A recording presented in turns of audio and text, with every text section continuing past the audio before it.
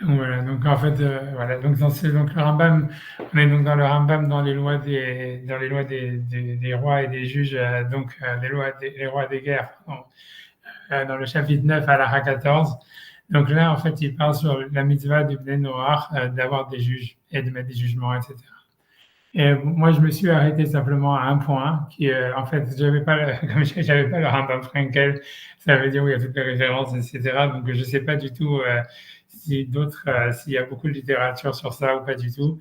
Mais en fait, le point sur lequel je me suis arrêté, c'est parce qu'il est vraiment aussi lié à la paracha de la semaine, un petit peu, c'est aussi lié un peu à l'actualité, donc d'une manière générale. Donc, c'est pour ça que je me suis arrêté sur ce point-là.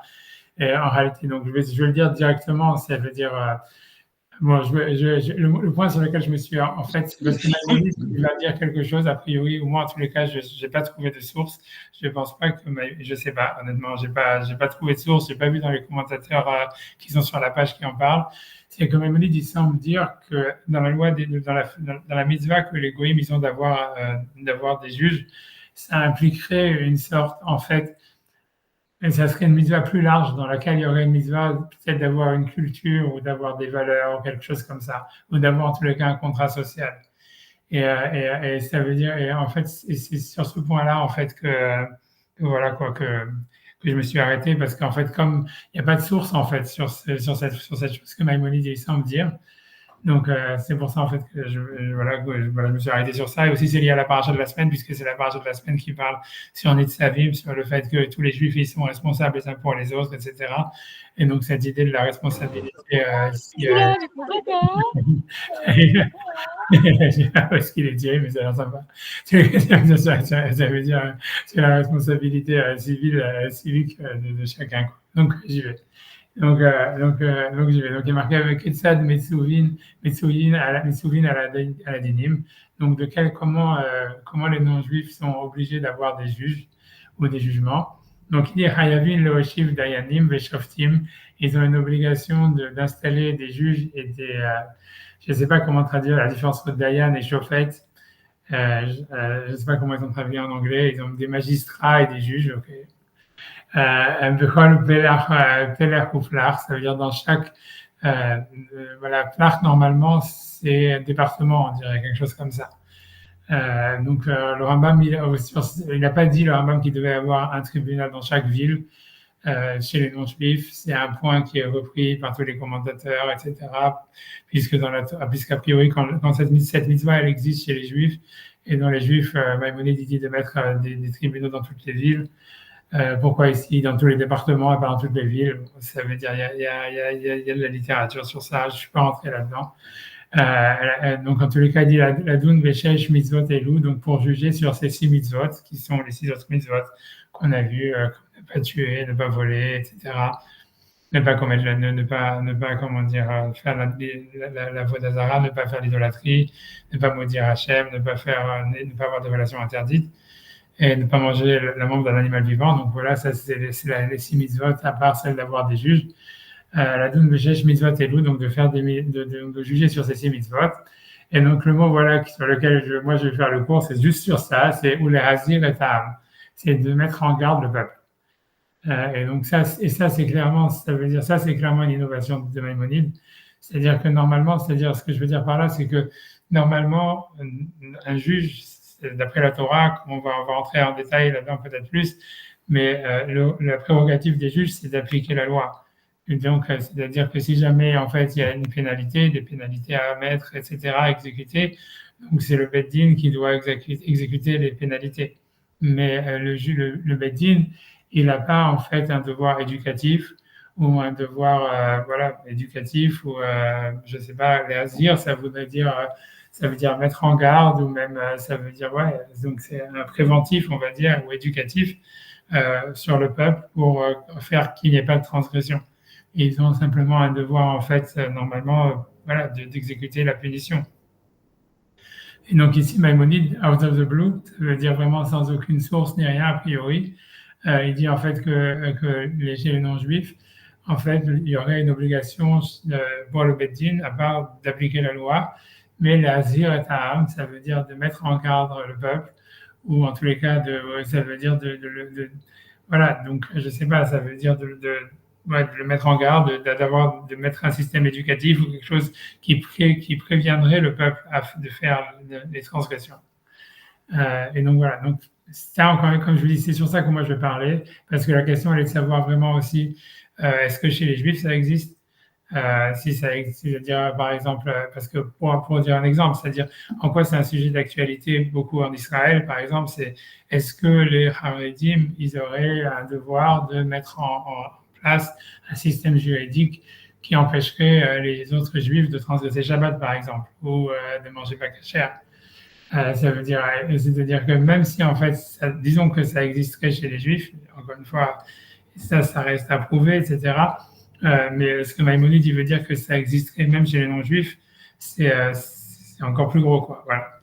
Et ça veut dire, et voilà quoi. Donc en tous les cas, c'est ce que Maïmonide il dit sans avoir a priori, j'ai pas trouvé moi de source ni rien à ça. Ils sont dire, tu vois, en tous les cas, il dit cette phrase-là, il dit que le Beddin, il aurait un devoir.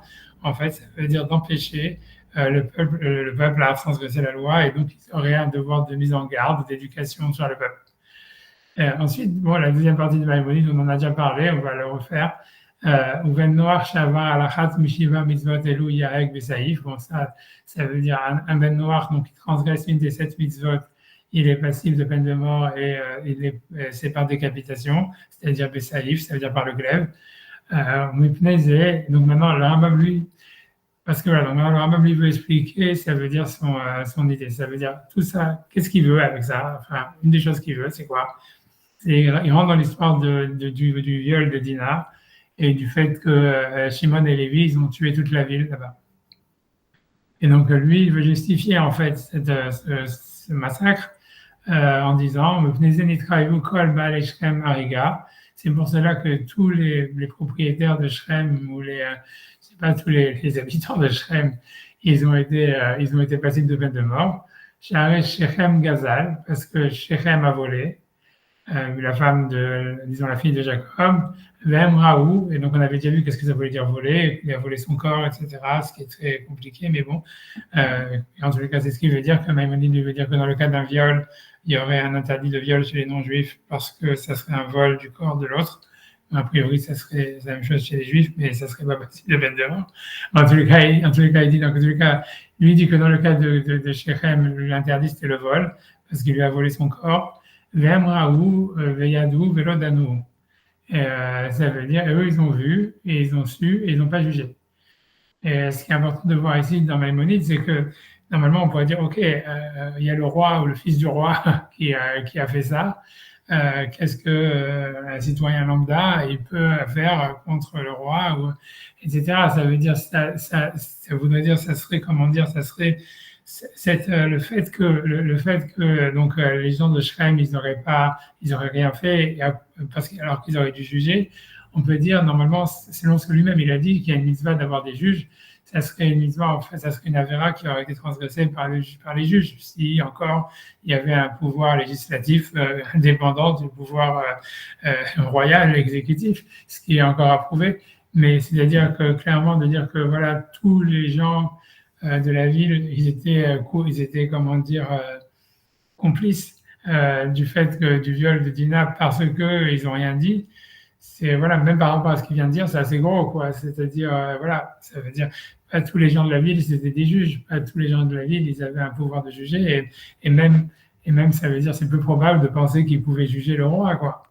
Et donc voilà. Donc, mais ce que ça veut dire, encore une fois, c'est que a priori, si on prend Maïmonide au mot, c'est ce qu'il avait dit tout à l'heure, c'est qu'il y a une sorte de contrat social, c'est-à-dire qu'en fait, ça serait comme ce concept en réalité qu'on apprend dans la paracha de la semaine, qui dit Kol Israël Arevim Zebazé, ça veut dire que tous les Juifs ils sont garants les uns pour les autres. En fait, Maïmonide il veut l'appliquer aux non-Juifs.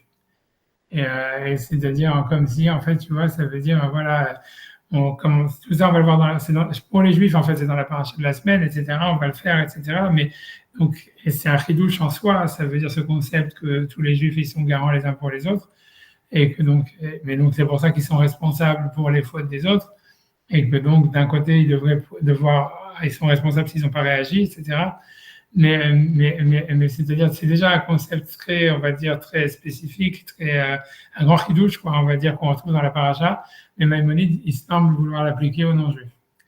Et c'est très très gros à mon avis. Encore une fois, j'ai pas vu, encore comme j'ai pas l'arme Frankel, donc je ne pas, je veux pas dire si jamais il y a des gens qui ont parlé ou pas, etc. dessus. Mais pour moi, ça me paraît une super grosse innovation et qui nécessite, tu vois, voilà, d'être étudiée en tous les cas. Mais c'est ce que Maïmonide il veut dire. Et donc, il veut dire que tous les gens de Shrem, du plus petit au plus grand, même ils sont responsables de ne pas avoir testé, de ne pas avoir jugé, de pas avoir, donc ils sont de cette manière-là complices du vol et donc tous passibles de peine de mort.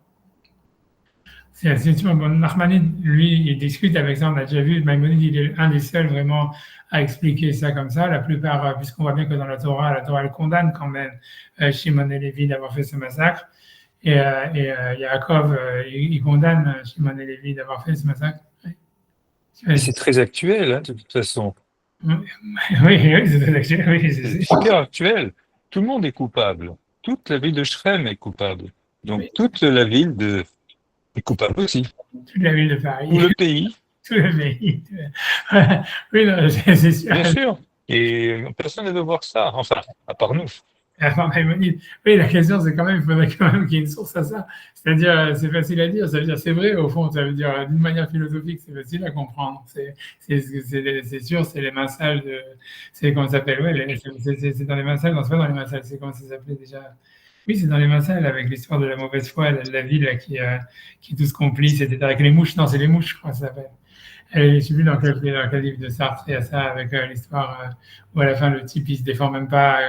J'ai oublié, c'est des vieux souvenirs. C'est sûr que c'est dans les mouches ou un truc Non, comme ça. c'est pas ça, parce qu'il y a un petit point qui dépanne, ça Ouais, suffit pour que ça revienne. Ah oui. Et je veux extraire le point d'épingle. voilà, j'ai obtenu ici. Donc, en tous les cas, en tous les cas, voilà, et voilà, mais en tous les cas, c'est sûr qu'on est tous, c'est sûr, mais c'est facile à dire. Mais on va voir que dans la Torah, c'est pas évident, cette histoire de responsabilité collective. Et, bon, on va voir, en tous les cas, Maïmonide, il dit comme ça, tout le monde discute avec lui. C'est-à-dire, Narmanide, il n'est pas d'accord. Déjà, dans la Torah, on a l'impression que Shimon et Lévi sont condamnés, comme je vous ai dit, pour faire le massacre. C'est pas du tout, voilà. Et Narmanide, lui, il discute pas à cause du problème même d'une responsabilité collective, bien qu'il pose, je pense, cette question, si mes souvenirs sont bons. Mais la plus grande question pour lui, c'est de dire aussi, voilà, c'est-à-dire pour lui dire, en fait, OK, même si ils étaient responsables de ne pas avoir jugé, on ne peut pas dire qu'il y a une peine de mort sur ça, quoi. Ça veut dire, ça ne peut pas aller jusqu'à la peine de mort. C'est-à-dire, lui veut dire, on va dire que quand la Torah dit qu'un non-juif, s'il transgresse un interdit, il est passible de peine de mort, c'est s'il a transgressé un interdit, on va dire, je ne sais pas comment dire, un interdit, voilà, il a mangé le membre d'un animal vivant, il a eu des relations interdites, etc., il a fait la faute à mais on ne peut pas, Narmanide, il ne pense pas qu'on peut condamner à mort quelqu'un juste pour non-assistance à personne en danger. Ça veut dire ou pour non avoir jugé, ça veut dire pour quelque chose qu'il n'a pas fait, quoi. Ça veut dire, Narmanide, il ne pense pas que, voilà, à part le fait que, comme je vous ai dit, pourquoi on va comment Maïmonide, il peut dire tout le monde est responsable. Et deuxièmement, c'est même s'ils sont responsables, de là à dire qu'ils sont passibles de peine de mort pour ça, c'est très loin. Bon, peu importe. Moi, je ne suis pas rentré justement dans ces détails de la vie de Shrem. On avait parlé déjà un peu là avant. En tous les cas, bref, donc, suite Maïmonide, il dit encore des autres halakhot qu'on a déjà vu avant. Il dit, ou ben noach neirak be'ed-echad. Ça veut dire un non-juif, il peut être tué par le témoignage d'un seul témoin. Ou dayan echad, par un seul juge. Belo atra'a, il n'a pas besoin d'être mis en garde par les témoins. Al-Pikrovim, même si les témoins sont des proches. Avalo bedoutisha, mais pas par le témoignage d'une femme. Belo tadou nisha lahem, mais une femme ne peut pas juger. Oh, peu importe, c'est whatever. Okay. En tous les cas, bon, ça, voilà. Donc, mais c'est sur ce point-là que je voulais rentrer, etc. Et donc, cette histoire de la responsabilité collective, que Maïmonide, ça veut dire, il met sur les goïms, ce qui est très étonnant. Maintenant, je me rappelle même plus moi-même qu'est-ce que j'ai. Ouais. Donc, en fait, donc moi, je pense que j'ai ramené directement en fait la paracha de la semaine. Parce qu'en fait, cette idée en fait, donc, de la responsabilité collective, c'est la paracha de la semaine. C'est dans la paracha de Nitzavim. Et donc, si vous voulez, donc, je vais zoomer, je vais mettre le paracha, quoi. Ça veut dire, voilà, on dit, Donc ici, donc on est Moshe, il est avant sa mort, et donc il fait jurer les enfants d'Israël avant d'entrer en Israël sur quelque chose. Et en fait, on ne sait pas exactement clairement c'est quoi. Jusqu'à ce que, en fait, ça veut dire jusqu'à ce que la Gemara, Rashi, tout ça vont expliquer qu'en fait, justement, le serment dont il est question ici, donc qui se passe en Jordanie avant la mort de Moshe, qui est la paracha de la semaine, c'est un serment justement où il responsabilise chacun, du plus petit au plus grand, dans l'échelle sociale, sur tout le monde. C'est-à-dire, en fait, je peux lire les versets, quoi, ça veut dire, parce que c'est le sens littéral des versets, sauf que des fois, c'est pas apparent quand on les lit, etc. En général, ça veut dire, bon, bref, donc je le lis quand même. Donc, c'est Atem Nisavim Ayom Kulchem. Donc, vous êtes tous dressés, vous êtes tous debout, dressés aujourd'hui tous. Ifne Hashem Elokechem, devant Hashem, votre Dieu. Rachechem, ça veut dire vos chefs. Shiftechem, il semblerait que c'est aussi des chefs, les chefs de tribu, tu vois, mais c'est deux personnes. Il semblerait donc c'est des graduations, des degrés en fait dans la hiérarchie sociale. Rachechem, ça serait vraiment les grands chefs. Shiftechem, ça veut dire ceux qui sont importants dans leur tribu. Ziknechem, vos anciens. Shotrechem, c'est vos policiers. Donc ensuite, il dit Kol Ish Israël, ça veut dire tous les juifs. Donc il semblerait au début, il commence avec en disant comme si la responsabilité au début il la met sur les chefs. Ensuite, il dit tous les juifs et il va plus loin puisqu'il va dire même les enfants. Il va dire Tapechem, vos enfants, Neshechem, vos femmes, Vegacha et les convertis, les étrangers, Sheabekhem Mahaneha qui sont à l'intérieur de ton camp, Chotev et Sechad, donc même des esclaves, ceux qui coupent le bois, ça veut dire qui ont été condamnés à l'esclavage, Ashuav et Mecha, ou ceux qui doivent puiser l'eau, qui sont aussi des types d'esclaves, et Ovrecha Bivrit, ça veut dire pour te faire traverser une alliance avec Hachem ton Dieu, ou Valato et dans son serment. Hachem Elokera Koatim Hayom, que Hachem il va se redresser avec toi, il va trancher avec toi aujourd'hui. Et donc, ok, c'est quoi cette alliance exactement dont il est question? Donc on nous dit, Leman Hakim Otra Hayom Loleam, pour que Hachem ça veut dire il te désigne aujourd'hui comme nation. Oui, il Elohim, et que lui, il sera pour toi ton Dieu, Kasher Diberlar, comme il te l'a dit, et Kasher Nishba la Votecha, Abraham, Isaac et Jacob, comme s'il a juré à Abraham, Isaac et Jacob. Et ensuite, on te dit encore, Velo Iterem Levadechem, donc c'est pas simplement avec vous uniquement que l'alliance elle est faite, Enrico Ataberitazot, que je fais cette alliance, Betala Azot et ce serment-là. Et là, qui est Achayeshno pour Emmanuel Omedayom, mais même avec ceux qui sont avec nous aujourd'hui, Ifna Hashem Elokeinu devant Hashem notre Dieu, et ceux qui ne sont pas avec nous aujourd'hui. Donc, il semblerait c'est un engagement qui engage les générations à venir. Donc maintenant, quel est cet engagement? Alors, on saute tout le baratin, on va dire. Ça veut dire, en tout cas, grosso modo, ça veut dire, en fait, voilà, donc je saute deux psukim. Bon, peut-être j'aurais pas dû sauter, j'aurais pas dit que c'est du baratin, mais enfin bref, donc ça veut dire, moi, je saute rien, on va dire, qui a tem yedatem et shaftem be'et mitzrayim, machar avarnu begav agoy machar avartem, parce que donc, vous avez vu ce que nous avons séjourné en Égypte et les nations dans lesquelles nous avons traversé.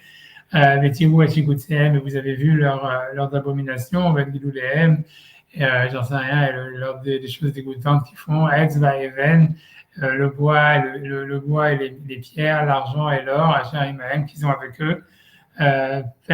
Peniesh Bachem, Ishosha, est-ce que s'il y a parmi vous un homme ou une femme, ou une famille, ou une tribu, Hachaleva vous prenez Ayom, donc qui ça veut dire que dont le cœur est détourné aujourd'hui, mais Hachem Elokeinu, de se détourner d'Hachem notre Dieu, Aleched Lavod Elohe Agoimahem, donc d'aller servir ces autres dieux de ces nations. Peniesh Bachem, Shoresh Pore Rosh Velana, peut-être qu'il y a parmi vous donc une racine qui veut, ça veut dire qui essaye de faire grandir quelque chose de négatif, ou j'en sais rien.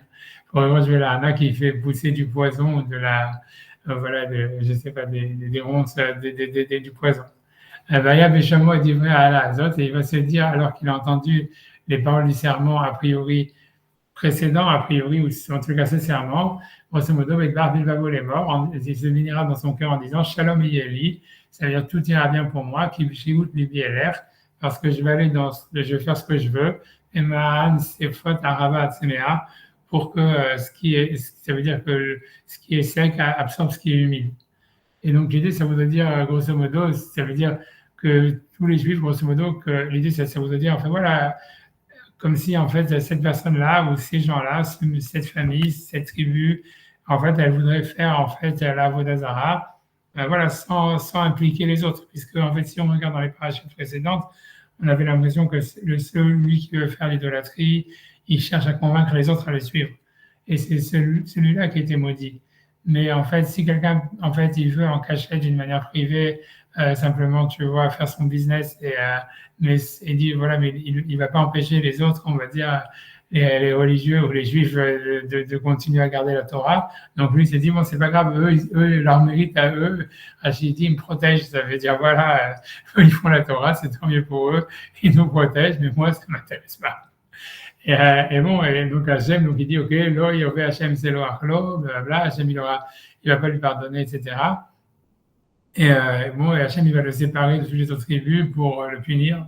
J'avance, tu vois, mais surtout, mais par la suite, tu vois dans la fin du passage que tu dis, donc je saute,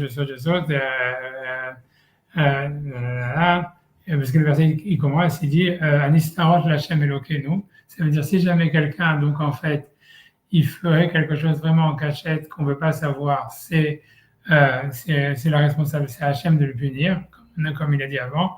Vaniglot lanu lvanenu, mais si jamais quelque chose qu'on peut voir nous, qui serait dévoilé, c'est à nous et à nos enfants, adolam, ça veut dire pour l'éternité, la sot et kol divrei Torah azot, de faire toute cette Torah-là, c'est-à-dire que si jamais il y aurait des juifs, même minoritaires, qui embêtent personne, etc., qui voudraient ne pas faire les mitzvot, et que nous, on est au courant de ça. Donc, on serait responsable, on aurait une responsabilité de les empêcher de faire la vérote. C'est ça ce que le pasteur qui dit ici. Tu vois, c'est en fait, c'est ce que Rashi ici ramène, en se basant sur un avis, encore qui est l'avis le plus léniant de la Gemara, le plus, comment dire, le plus léniant, je sais pas comment dire en français, le plus cool, bref, le moins sévère de la Gemara. Ça veut dire Anistarot l'Hachem Elokeinu, ça veut dire les secrets sont pour Hachem notre Dieu. Divim Tamru Ma Beyadenu La'asot. Ça veut dire qu'est-ce qu'on va faire si jamais il y a des gens qui décident de ne pas faire les mitzvot. Ata Marnish et Arabim Aïoué Ayachid.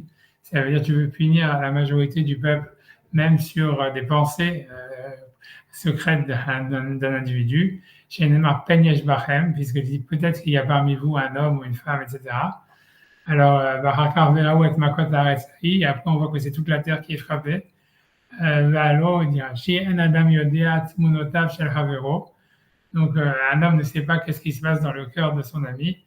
Alors, Rachid, donc sur ça, le verset est conclu en disant Ananim anishetrem alanistarot.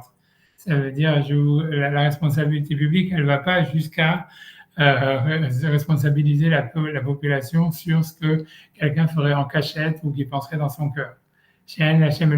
Puisque ça, c'est Hachem qui en est responsable, ou Yifram Otoyachid, c'est à lui de punir celui qui ferait donc la faute, l'individu qui fauterait d'une manière privée en cachette.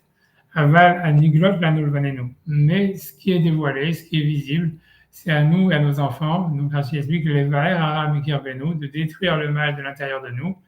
Et si nous, on ne fait pas un jugement en eux, il y a un chou arabim, donc on punit toute la communauté. Et sur ça, Rashi dit, Nakud Anul Vanenu, donc ça c'est vrai que dans le Sefer Torah, si quelqu'un il regarde en fait dans le Sefer Torah, il y a des points sur les mots Lanul Vanenu Adolam. Donc on sait que quand il y a des points sur le Sefer Torah, sur les lettres de Sefer Torah, ça veut dire en fait que ça veut dire le contraire de ce qui est marqué. Et donc qu'est-ce que ça veut dire? Donc l'hydroche, c'est pour nous dire chez Afalaniglot, donc selon Rashi, ça veut dire que même sur les choses dévoilées, donc la responsabilité collective du peuple d'Israël, elle a été engagée. Lo'anash et Arabim, ça veut dire on ne punit pas la communauté d'une manière générale. Hachi Avot et Yarden, donc ça veut dire sur les fautes qui sont faites par les personnes individuelles. Hachi Avot et Yarden, jusqu'à ce qu'ils aient traversé le Jourdain. Mishikiblu Alem Ashvua Bergerizim, c'est-à-dire qu'après même avoir traversé le Jourdain, ils ont dû accepter une deuxième fois ces serments de responsabilité collective sur le mont de Gerizim et le Hareval, sur les deux montagnes où il y avait les malédictions et les bénédictions qui ont été données le jour où ils ont traversé le Jourdain. Benasu Arevim Zelazé, et ils sont devenus responsables les uns sur les autres. C'est le concept de Kol Israël Arevim Zelazé. Donc, ça veut dire tous les Juifs sont responsables les uns pour les autres. Mais ce que je veux dire, c'est qu'en fait, ce contrat de responsabilité collective, il vient pas du Har Sinaï, il n'a pas été donné pendant les 40 ans dans le désert, etc. En fait, il a été donné, il est lié vraiment à la venue dans la terre d'Israël. Et comme on va voir, c'est-à-dire, il semblerait qu'une fois que les Juifs ils ont perdu la terre d'Israël, la responsabilité collective, elle a aussi disparu. Et ça veut dire, et donc en fait, et c'est un serment, on voit tout à fait spécifique que Hachem il fait, que le peuple Moshe il fait au peuple d'Israël avant de mourir, juste avant qu'il entre dans la terre d'Israël, et voilà, et ce serment il est, on va dire, c'est devant Hachem, etc. Ce que je veux dire, c'est pour moi la question, ça veut dire assez évidente qui se pose pour moi, c'est comment est-ce que Maïmonide il peut penser que les nations elles seraient impliquées dans le même serment, tu vois? C'est-à-dire que Maïmonide, il va dire, voilà, la ville de Shechem, puisque c'est ça, c'est super gros, ça veut dire. Et si on nous fait un gros truc en nous disant, voilà, quand l'Israël arrive, s'est basé, c'est un truc que Moshe l'a fait juste avant sa mort, avant d'entrer en Israël. Et comme on te dit, voilà, ça veut dire, comme il y a des points sur l'anneau, le vanéno, comme il est marqué dans le Chumash, pour nous dire que même ça commence que quand ils ont traversé le Jourdain et qu'ils ont accepté encore une fois de jurer sur leur réval, etc., sur le partage, au moment du partage de la terre. Mais ça veut dire, voilà, mais ça veut dire comment est-ce qu'on va dire que les gens de Shechem, par exemple, ils avaient la même responsabilité collective, ça veut dire d'où ça sort, un truc comme ça. Tu vois, ça veut dire pour moi, c'est déjà, c'est la première chose, ça veut dire, c'est pour moi, c'est déjà, voilà, c'est ça ce que je voulais dire. Déjà, c'est super étonnant. Deuxièmement, ça veut dire simplement, si on regarde en fait ça veut dire Stam Lagmara, donc encore une fois, comme je vous ai expliqué, que ce que Rachid a ramené, c'est un avis, on va dire, c'est un avis, c'est l'avis le plus léniant dans l'Agmara. Ça veut dire que donc lui, il pense que les Juifs ne sont pas responsables sur les fautes qui sont pratiquées dans le privé, ils sont responsables que sur les fautes qui sont faites en public, et que même cette responsabilité, elle est liée en fait à la terre d'Israël.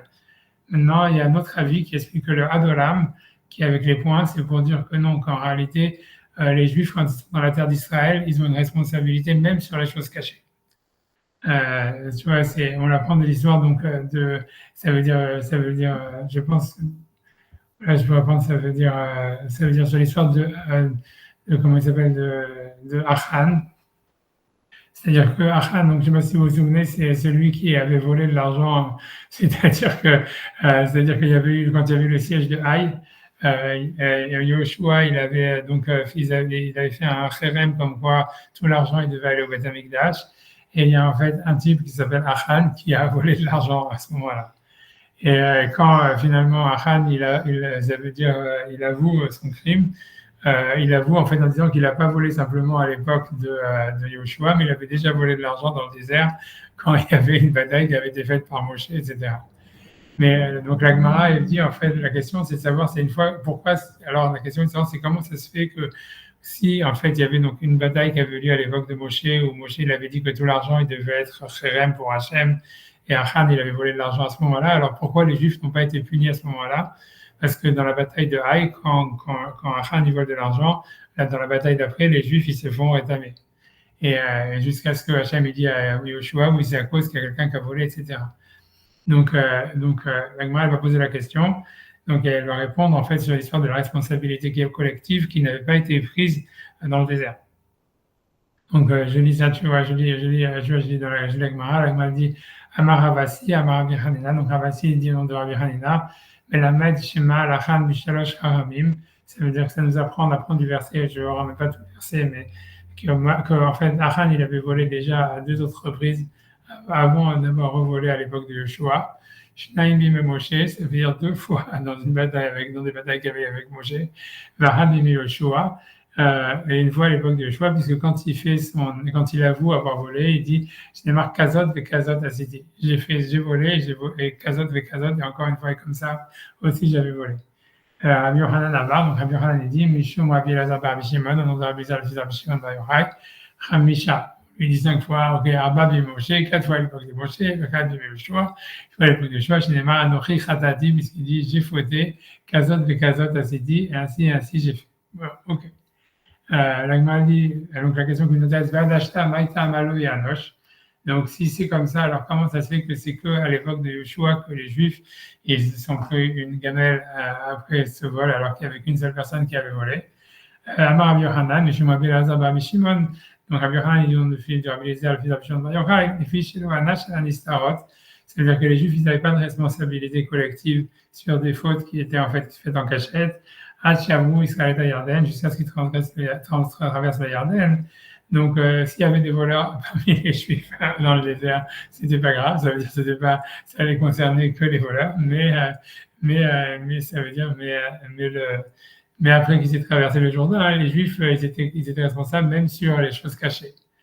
Tu vois. Donc c'est pas comme Rashi qui avait dit que les Nistarot c'était toujours pas responsable. Voilà, comme elle peut expliquer, elle va dire qu'Etanaï, c'est une marloquette d'auteur de la Mishnah. Un Nistarot d'Hachem Elokeinu, les choses qui sont cachées sont pour Hachem notre Dieu. Vanigdot Lanu, Vanenu Adolam, mais les choses qui sont dévoilées sont pour nous et nos enfants jusqu'à toujours. La main de la coude à Lanu ou Vanenu. Pourquoi est-ce qu'il y a des points sur le mot Lanu ou Vanenu dans le Sefer Torah, l'Aïn chez Be'ad et sur le Aïn qui a sur Ad? Donc, Melamed, Shelo Anash, à la Nistarot, Hachiavu, Israël à Yarden, ça nous apprend en fait que les Juifs, ils ont reçu une responsabilité collective sur les choses cachées qu'après avoir traversé le Jourdain, livré à Rabbi Yehuda, sur l'épaule de Rabbi Yehuda. Amarlo Rabbi Nehemia. Donc, Rabbi Nehemia, ça c'est la vie de Rashi qui l'a ramené dans le Chumash. Il dit, Vechi Anash, la Nistarot, Leolam. Est-ce qu'on peut dire qu'il y a une responsabilité collective sur les fautes qui sont faites en cachette? Mais le verset dans le sens littéral, il dit non, c'est pour Hachem jusqu'à l'éternité. Et là, Keshem Shelo Anash la Nistarot, ça veut dire, mais donc il dit comme Rashi, il veut dire, Hachem ne punit jamais sur les fautes cachées, sur la collectivité, car Lo Anash Alanchin chez Begalou, et ainsi il ne punit pas il n'y a pas de responsabilité collective sur les fautes dévoilées. Hachavou et Israël à Yarden, mais la responsabilité collective, elle commençait qu'après la traversée du Jourdain. Ok, et là, donc, et la Maïta Mayanouch, donc pourquoi est-ce qu'ils ont été punis, tout le peuple d'Israël, quand Akan il a volé de l'argent alors que personne ne le savait? Alors, son salag m'a dit non, mais Shum Davou Yedi Beishto Vanav, parce que sa femme et ses enfants, ils savaient. Et donc, ça veut dire que comme eux, ils savaient, ils auraient pu le dire aux autres. Ou bien, comme les enfants et les femmes, ils savaient, c'est sûr qu'ils ont dit aux autres et personne n'a rien dit, on va dire comme ça. Et c'est pour ça qu'il y avait une responsabilité collective, parce que ce n'était pas une faute cachée, parce qu'au moins, parce que si les enfants ils savent, tout le monde le sait. Ok, ou si la femme elle le sait, tout le monde le sait. Ouais, donc en tous les cas, l'idée c'est ça, ça veut dire pour moi, pourquoi j'ai ramené tout ça, bon, parce que c'est la marge de la semaine, mais aussi parce qu'en fait, ça montre en fait que ce qu'il dit le Rambam, c'est on voit que cette alliance en fait, qui fait que il y a une responsabilité collective de tous les Juifs, ça veut dire où ils sont pas simplement responsables d'appliquer la loi, mais ils doivent en fait, c'est-à-dire empêcher à ce qu'il y ait une transgression, et ils sont responsables les uns pour les autres, etc. C'est quelque chose qui est vraiment spécifique, on en fait dans notre paracha un très grand tam-tam, en disant voilà que c'est le peuple élu, que c'est parce qu'on va traverser l'alliance, parce qu'on va rentrer dans Israël, etc. Et donc, alors que ça semble être quelque chose de vraiment très spécifique. Et pour moi, c'est difficile de dire que le Rambam il va appliquer ça aux gens de Shrem, à tous les non-juifs, qu'ils auraient cette même responsabilité collective, alors qu'on ne voit pas qu'ils ont fait une alliance ou quoi que ce soit, etc. Tu vois, ça veut dire qu'ils sont élus devant Hachem, etc., etc. Et plus que ça, si vous voulez, je pense, tu vois, j'ai ramené voilà le truc qui est le plus, donc, si tu veux, d'actualité. C'est ça une des choses les plus d'actualité, si vous voulez. J'espère que ça va loin, voilà, puisque ici, ça veut dire ici encore, donc ça c'est le Talmud de Yerushalmi qui est connu, donc qui serait la base en fait, qui est vraiment peut-être, tu vois, le passage qui serait le plus important à étudier en ce qui concerne la politique en Israël, si on veut le juger de manière objective. Parce qu'on dit comme ça, on nous dit Amar Rabbi Shimon ben Lakish, Rabbi Shimon ben Lakish a dit Beyarden Kiblu Alem et Anistarot, ça veut dire donc il suit la vie qui pense que quand ils ont traversé le Jourdain, les Juifs ils sont portés garant, même que quelqu'un n'allait pas faire, d'empêcher les gens de faire de la vérote, même en cachette. Amar Lahen Yoshua, il leur aurait dit au moment de traverser le Jourdain, Imatem et Kamim Alechem et Anistarot, si vous acceptez sur vous une responsabilité sur les choses cachées, Amaim Baim Shodfim Otrem. Ça veut dire, si vous acceptez cette responsabilité, les eaux du Jourdain, vous allez vous noyer dedans. L'eau va venir vous noyer. Donc, ils ont traversé le Jourdain à condition de d'accepter cette responsabilité. Amar Rabbi Simon bar Zavida, Rabbi Simon bar Zavida, il dit Veyehout, et c'est vrai, Teda, la preuve lecha, Sharek Shiruken, que c'est ainsi, Sharek Akan, toujours la même preuve de Achan, qui avait volé de l'argent qui avait été consacré au temple. Chata, Chan Chata, Verouba, Shal Sanhedrin, Nafla Be'ai, et la majorité du Sanhedrin, en tous les cas une grande partie du peuple d'Israël, est morte dans la bataille d'après à Haï. Mais là, la phrase la plus importante, elle est là, qui est très énigmatique. Amar Rabbi Levi dit Beyavne Utra Retsua. Ça veut dire à Yavne, donc c'est-à-dire que lorsque le deuxième temple a été détruit et que Yohanan ben Zakkai il avait donc rassemblé le Sanhedrin à Yavne, ils ont dit Utra Retsua, ça veut dire on défait la lanière, c'est la traduction. Ça veut dire c'est un pasouk, ce pasouk qui vient, c'est un pasouk qui est attribué normalement au rachat, c'est un pasouk dans le Navi qui dit, c'est Shlomo qui dit Utra Retsua, il let dead let dayan, ça veut dire il n'y a plus de fouet, il n'y a plus de lanière, il n'y a plus de juge, ni de personne, ni de jugement, ni de juge. Et donc, ça voudrait dire, en fait, ça veut dire, il dit, Beyavne Utra Retsua, Yatzta Batkol Ve'amra, et donc il y a une voix du ciel qui est une Batkol, une fille de la voix qui est descendue et qui a dit, En lachem esek banistarot, vous n'avez plus à vous occuper des choses cachées. Donc, ça voudrait dire, grosso modo, ça veut dire, pourquoi ce Talmud Yerushalmi, il est central, parce que, d'abord, il est central parce que ça voudrait dire, en fait, que si on n'a pas le Beth Amikdash, il n'y a plus en fait cette responsabilité commune, donc une obligation, ça veut dire même pour, on va dire, les juifs charédim, on va dire, de s'occuper à ce que des juifs chilonim, par exemple, fassent les mitzvot, puisque on te dit qu'à Yavne, Utra Retsua, ça veut dire qu'à Yavne, ils avaient décidé de s'émanciper en fait de la responsabilité collective qu'ils avaient pour la communauté, bien qu'ils avaient encore le Sanhedrin et qu'ils avaient encore la possibilité de le faire. Mais c'est-à-dire, Tosfot, il explique, Tosfot, il ramène cette Gemara dans le traité de Sota, et il explique en fait c'est parce qu'il y avait trop de transgressions. Donc en fait, ça veut dire ça faisait plus de sens. En fait, selon Tosfot, c'est comme ça qu'il va expliquer. Ça faisait plus. Rabbi Yochanan ben Zakkai, il a dit que ça faisait plus de sens en fait d'essayer si tu veux, je sais pas, d'empêcher les Juifs de faire des fautes puisque tout le monde voulait en faire. Et donc il a dit, ok, on n'a plus d'obligation. Et il y a une bad call qui aurait été d'accord en disant, En lachem esek banistarot, vous n'avez pas à vous préoccuper des choses qui sont faites en cachette ou en privé. Maintenant, la question, c'est de savoir, alors, est-ce que ça veut dire, vous n'avez plus besoin, ça veut dire maintenant, ça devient une affaire privée, quoi. C'est parce que, grosso modo, pour expliquer dans sa base, donc ça, c'est ce que la Gemara dit dans le Talmud Yerushalmi. Donc, déjà, une question, c'est de savoir de quel droit, en fait, Rabbi Yochanan, puisque c'était Rabbi Yochanan ben Zakkai, qui était le chef du Sanhedrin, il a pu s'émanciper d'un devoir et d'un serment qui avait été pris par Moshe dans notre paracha, même pour les générations à venir. Et ça veut dire, comment tu peux t'émanciper d'un serment aussi facilement en disant, non, ça veut dire, on s'en lave les mains, quoi. Ça veut dire, on n'est plus responsable et ça suffit, quoi, comme si on pouvait le faire, alors que le Sanhedrin, il est encore là, et que les Romains, Rabbi Yochanan ben Zakkai, il avait négocié avec les Romains pour que le Sanhedrin ait encore du pouvoir, etc. Donc, ça veut dire comment le Sanhedrin, il peut, ça veut dire, s'exempter lui-même de cette responsabilité. Et deuxièmement, ça veut dire aussi quelle est la mesure de cette exemption. C'est-à-dire qu'ici, la Gemara, elle semble dire, parce que quand Yochanan dit Utra Retsua, a priori, on a l'impression que ça veut dire nous, on n'est plus responsable, on arrête d'appliquer la pénalité, ou même, tu vois, voilà, de se sentir responsable pour les autres, on va dire, pour les autres juifs. Et ensuite, la voix du ciel, elle répond en disant vous n'avez pas à vous occuper des choses cachées. Alors, qu'est-ce que ça veut dire? C'est uniquement les choses cachées, mais ce qui est public, il y aurait une responsabilité encore sur le Sanhedrin qu'au moins d'une manière publique, il y a, on va dire par exemple, pas des lois, pas des peintres, on va dire un Chilul Shabbat, par exemple, pour prendre l'exemple d'un Chilul Shabbat public, ça veut dire chacun fait ce qu'il veut chez lui, mais d'une manière publique, il faudrait que ça soit quelque chose qui soit voilà, non public. Est-ce que ça veut dire ça? Ou bien est-ce que si on a l'impression que Tosfot il prend plus comme ça dans le sens de dire comme ici, parce que comme on a vu déjà, c'est une discussion entre deux Tanaïm, est-ce qu'il y a une responsabilité sur les choses cachées déjà? et puisqu'il y avait un avis qui pensait qu'il n'y a jamais eu de responsabilité sur les choses cachées, ce que Rachid avait dit, on a une responsabilité que sur les choses qui sont faites, qui sont connues, qui sont faites en public. Donc, selon cet avis-là, quand Rabbi Yochanan ben Zakkai dit Utra Retsua, ça veut dire on défait la lanière, ça voudrait dire même sur les choses publiques. Et ce que l'Agma dit simplement, vous n'avez pas à vous occuper des choses cachées, c'est parce qu'elle suit l'avis de Rabbi Shimon ben Lakish, qui peut-être n'est pas l'Halacha, qui pensait qu'avant il y avait une responsabilité sur les choses cachées. Mais qu'en réalité, selon l'avis qui pense, comme Rachid l'a ramené, qui dit qu'il n'y a jamais de responsabilité sur les choses cachées, donc quand Rabbi Yochanan ben Zakkai il dit on défait la lanière, ça veut dire qu'on n'a plus de responsabilité même sur les choses publiques.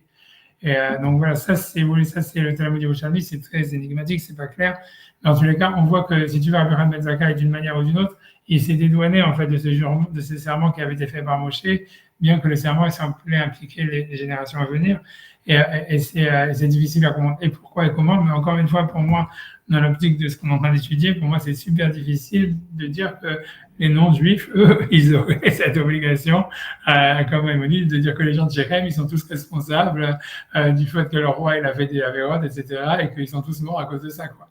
Ça veut dire, on voit bien qu'ici, Abraham ben Zakkai, il a plus facilement, c'est-à-dire, on a l'impression, tu vois, c'est-à-dire, je ne sais pas exactement, tu vois, c'est-à-dire, on a l'impression, grosso modo, que, moi, c'est-à-dire, si on veut expliquer ce Talmud Yerushalmi qui a ramené dans le Tosfot, etc., d'une manière simple, ça veut dire, grosso modo, on peut avoir une responsabilité publique que si on va dire, on a les ustensiles pour pouvoir appliquer, ça veut dire cette responsabilité. Si on a, et ça suffit pas d'avoir un Sanhédrin qui a le pouvoir d'appliquer la peine de mort. Pour qu'on ait une responsabilité publique, il faut qu'on ait le Beth Amikdash, il faut qu'on ait un système éducatif, il faut qu'on ait un système, ça veut dire voilà qu'on ait une capacité de protéger le peuple d'influence extérieure, etc. Ce que Rabbi Yochanan ben Zakkai n'avait pas. C'est-à-dire voilà, puisque même si encore une fois il avait négocié le pouvoir du Sanhédrin qui pouvait rendre la justice pour les Juifs et appliquer la peine de mort, etc.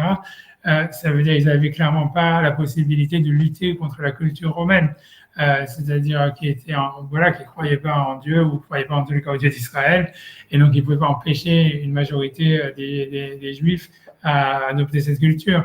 J'imagine, tu vois, ça veut dire moi c'est comme ça que j'aurais expliqué ça. Ça veut dire la responsabilité collective, elle existe si, comme dit voilà Yoshua, on traverse le Jourdain, on a des institutions qui avaient déjà été données par Moshe, par le Sanhédrin, mais tout un système juridique, tout un système éducatif, tout un système, tu vois, tout un temple, etc. Et donc, on peut à ce moment-là être garant les uns pour les autres. Si jamais, en fait, on est dans une situation, dans une société où ça n'a pas de sens, quoi. Ça veut dire tout ce qu'on va faire, c'est juste essayer tuer, appliquer la peine de mort à Tchalarigo, ou j'en sais rien, ça veut dire emmerder le peuple, quoi, grosso modo, mais on n'a aucune possibilité de redresser la barre d'une manière, on va dire, rationnelle. Donc, en fait, ça veut dire la responsabilité collective, elle disparaît de facto, quoi.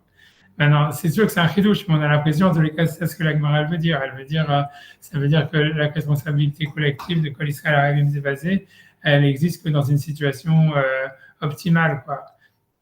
Ça veut dire, on voit bien, ça veut dire déjà le fait même que cette responsabilité collective, elle n'a pas commencé à Sinaï, que tant qu'ils étaient dans le désert, il n'y avait pas cette responsabilité. Ça veut dire, ça montre qu'en fait, voilà, on peut partager la terre à condition de, parce que voilà, ça veut dire, on peut dire, voilà, maintenant on va hériter la terre, on va partager la terre, on le fait à condition que les Juifs, ils acceptent de se porter garant sur telle et telle valeur d'une manière collective et d'accepter ça, etc., et d'empêcher donc une transgression. On comprend, ça veut dire qu'à ce moment-là, c'était possible. Et quand même, on peut impliquer tout le temps où la terre, où les Juifs, ils sont sur leur terre d'une manière, indépendante. Mais une fois qu'il semblerait qu'ils perdent leur indépendance, même s'ils conservent certaines prérogatives, on peut plus obliger le Sanhédrin, en fait, ça veut dire à se porter responsable, à être responsable pour toute la collectivité. Et c'est ce qu'on a l'impression, bien que tout ça, c'est pas mentionné dans les versets de la Torah. Ça veut dire, quand on lit les versets de la Torah, qui sont les versets de la paracha de la semaine, on a l'impression que c'est dit d'une manière très grandiloquente, avec beaucoup de tambours et de machin, etc., en disant aïe, aïe, aïe, aïe, aïe, et puis voilà quoi.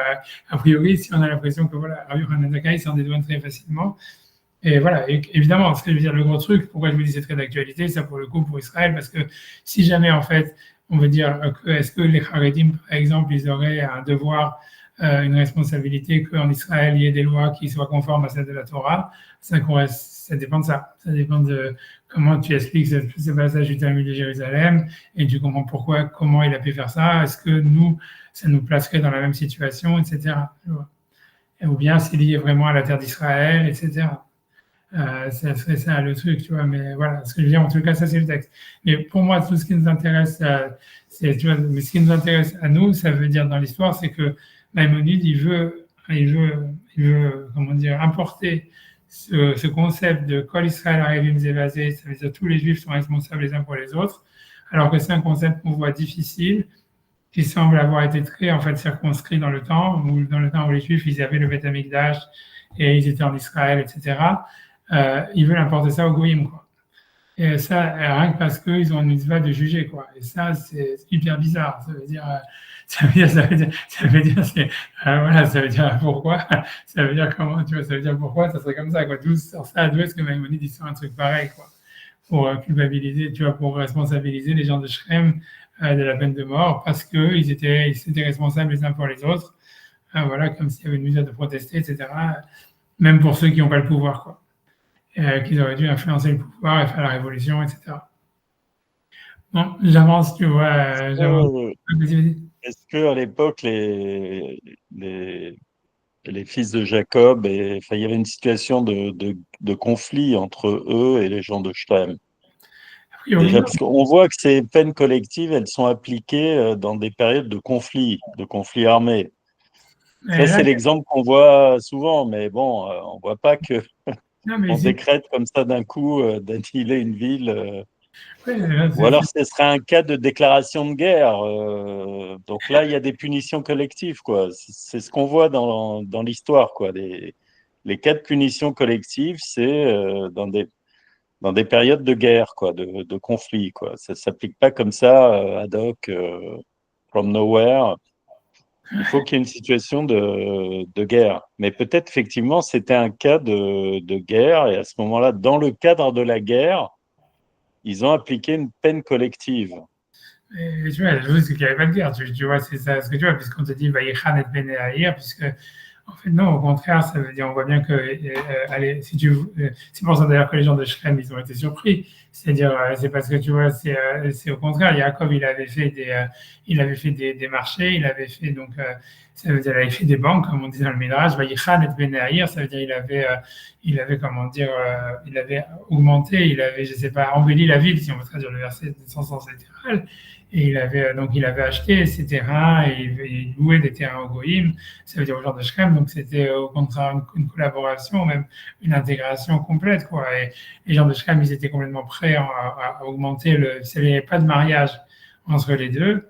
Mais si tu veux, voilà, Jacob, il avait proposé, ça veut dire le père de Shrem, après le viol de Dina, il propose ça, Jacob, il semble accepter, mais il n'y avait pas de guerre du tout, tu vois, puisque c'est pour ça que Jacob, il dit, voilà, maintenant, tout le monde, grosso modo, quand il maudit Shimon et Lévi, c'est parce qu'il dit, voilà, maintenant, plus personne va nous faire confiance, etc. etc. Ça veut dire qu'ils ont perdu toute crédibilité, tu vois, aux jeux des populations autour. Mais c'était donc, il n'y avait aucune guerre, il n'y avait rien. Tu vois, c'est comme il dit Maïmonide, on a l'impression que c'est un jugement. Quand on lit même les versets où ils disent, voilà, est-ce que notre sœur, ça peut être comme une prostituée? Ça veut dire, c'est toute la justification, c'est le viol de Dina, quoi. C'est tout, ça s'arrête là, c'est tout ce qu'ils avaient reproché. Et c'est clair que le problème, c'est qu'il y a une personne qui a violé Dina, il n'y a pas toute la ville. Et tu vois, donc c'est pour ça que Maïmonide, lui, donc la plupart, ils disent, tu vois, la plupart des commentateurs, ils disent qu'en fait, Shimon et Lévi avaient tort, quoi, grosso modo. C'est-à-dire que, comme ça a l'air dans les versets, que voilà, ils n'avaient pas le droit de faire ça. Ils ont fait, comme on voit, comme Jacob, il est maudit. Expliquer, par exemple, que c'était le roi et que c'est évidemment difficile Mais il aurait pu y avoir un système, par exemple, un système juridique, comme tu dis, une culture, etc., où il y aurait eu quand même une réprobation, même s'il était difficile de punir le roi, tout le monde savait qu'il était coupable et qu'il avait fait… Voilà, et dans ce cas-là, on va dire, il y a quand même une réprobation morale. Ça peut arriver, des fois, je veux dire, quelqu'un… Enfin bon, à ce moment-là, le roi, il se comporte comme un tyran. Et il devient plus un roi, il devient un tyran, il commet des actes, on va dire, qui sortent de la légalité, même si personne ne peut même le lui reprocher. Et bon, de ça, ça découle qu'il y a quand même un système de justice, il y a voilà, une culture, on va dire, des droits de l'homme, j'en sais rien.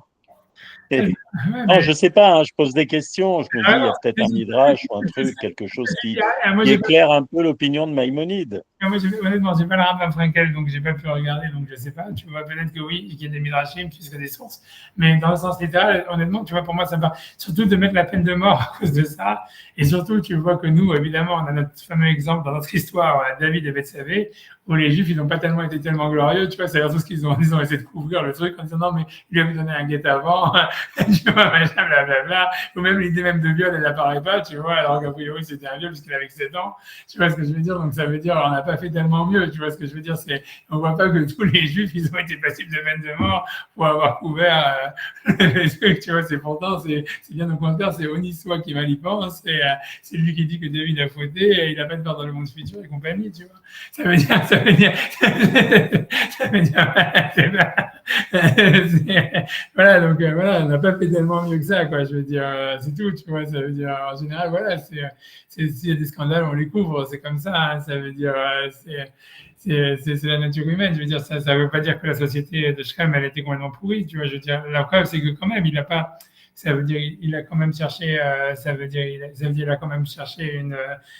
Comme il propose à Yaakov plein d'argent, tout ça, etc. Il lui demande, dit tout ce que vous voulez, je vous donne, etc., etc. Donc, il n'a pas venu en disant, voilà, tu vois, c'est pas comme, voilà, normalement, s'il avait été comme David Améler, c'est lui qui aurait tué le père et toute la famille en disant, voilà, comme ça, il n'y a pas de viol, puisque, voilà, elle est orpheline, tu vois, voilà, c'est tout, tu vois, il n'a pas fait ça, au contraire, il vient en demandant, lui, tu vois, ces trucs, tu vois, disons, il fait plus preuve d'humanité que les frères, tu vois. Mais voilà, comme tu dis, c'est sûr, voilà, mais ok, c'est sûr que c'est ça ce que Maïmonide veut dire. Maïmonide semble dire, voilà, il y avait un problème, ok, peut-être qu'il y a moins, mais l'histoire, c'est qu'avec David, il y a le prophète Nathan qui vient l'engueuler, ok, qui vient l'engueuler, voilà, c'est tout, quoi, tu vois, ça s'arrête là, on va dire. Et tu vois, peut-être que ça aurait suffi pour leur sauver la vie, peut-être, j'en sais rien, on va dire merci au prophète Nathan d'avoir dit quelque chose. Tu vois, mais voilà, quoi, ça reste un blâme, voilà, quoi, j'en sais rien, c'est pour ça, c'est sûr, c'est divisé. Alors, c'est pour ça, pour moi, c'est surtout un grand chidouche, parce qu'on voit que même dans le peuple d'Israël, même pour les Juifs, c'est considéré comme quelque chose, tu vois, ça veut dire d'exceptionnel, tu vois, ça veut dire, c'est difficile de dire que dans la mitzvah de faire le jugement, il y aurait en fait cette mitzvah aussi d'empêcher les gens de faire le mal, etc. C'est quand même ça, je commence, que le peuple élu, on va dire, il ait cette responsabilité morale en tant que peuple élu, ça se comprend, comme on voit bien même dans le texte de la paracha, où il dit, voilà, c'est une alliance devant Hachem, parce que maintenant tu vas avoir une sorte de responsabilité historique, pour le futur, et même pour les générations à venir. Donc, c'est tout à fait compréhensible qu'un peuple, Hachem, il lui fasse, ça veut dire, ce serment. Et comme je vous dis, on voit bien que Abraham Ben Zakkai, il a fait sauter comme ça, tu vois, ça veut dire sans trop savoir comment ni pourquoi. Et comment on est obligé d'inventer des raisons. Mais voilà, me dire que tous les gars, ils ont cette même responsabilité, c'est un chidouche. Ça veut dire qu'ils soient passibles de peine de mort à cause de ça. Tu vois, c'est très gros, quoi. C'est tout ce que je veux dire, c'est ce qui sort. Moi, j'ai pas vraiment de réponse par rapport à ça, mais voilà, mais c'est-à-dire, je vais simplement, tu vois, voilà, je vais simplement, tu vois, comment dire, maintenant, on comprend, ça veut dire, comme tu dis, en théorie, on comprend qu'une culture, que ça veut dire, voilà, si toutes ces mitzvot, elles doivent avoir un sens que s'il y a une culture, etc., et que cette culture, elle doit être pas simplement d'appliquer la loi, mais aussi, tu vois, ça veut dire je sais pas, tu vois, d'avoir des valeurs et de chercher à ce que ces valeurs, elles structurent la société. Mais bon, tout ça, ça nécessiterait une source quelque part, tu vois. Et tu vois, bon, en tous les cas, voilà. Et j'avance parce qu'en fait, tu vois, ça veut dire que pour revenir dans l'histoire, tu vois, donc, j'ai simplement cité d'abord le Hadam Sofer, puisque le Hadam Sofer, quand lui, ça veut dire lui, il parle en fait sur la différence qu'il y a entre le fait de juger et la responsabilité morale des Juifs les uns envers les autres.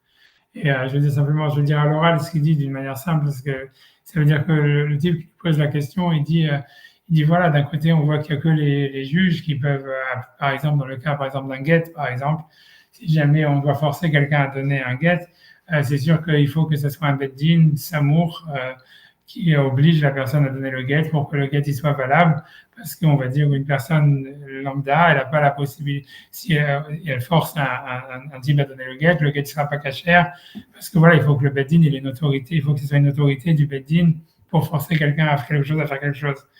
Et donc il demande, donc l'idée c'est que lui demande, mais on voit dans d'autres mitzvot, on a l'impression, il amène des sources que les Juifs, ils peuvent se forcer les uns les autres, ça veut dire à faire les mitzvot, etc.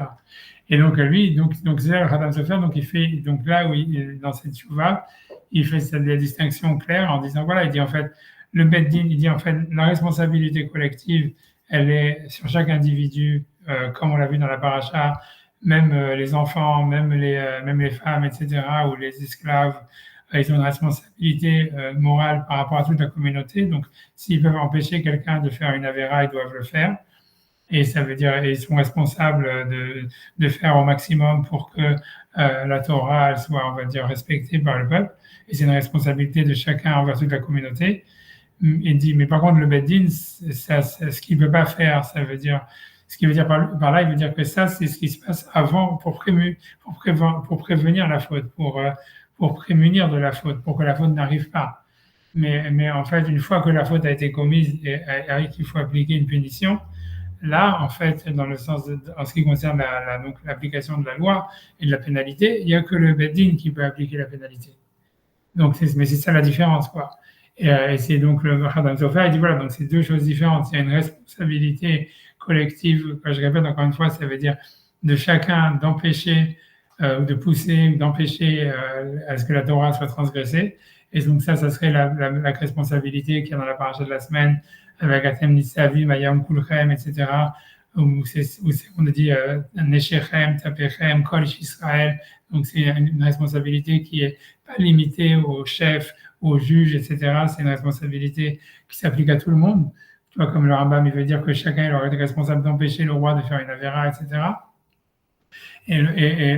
Parce que voilà, c'est une responsabilité de tout le monde, envers tout le monde, envers toute la collectivité.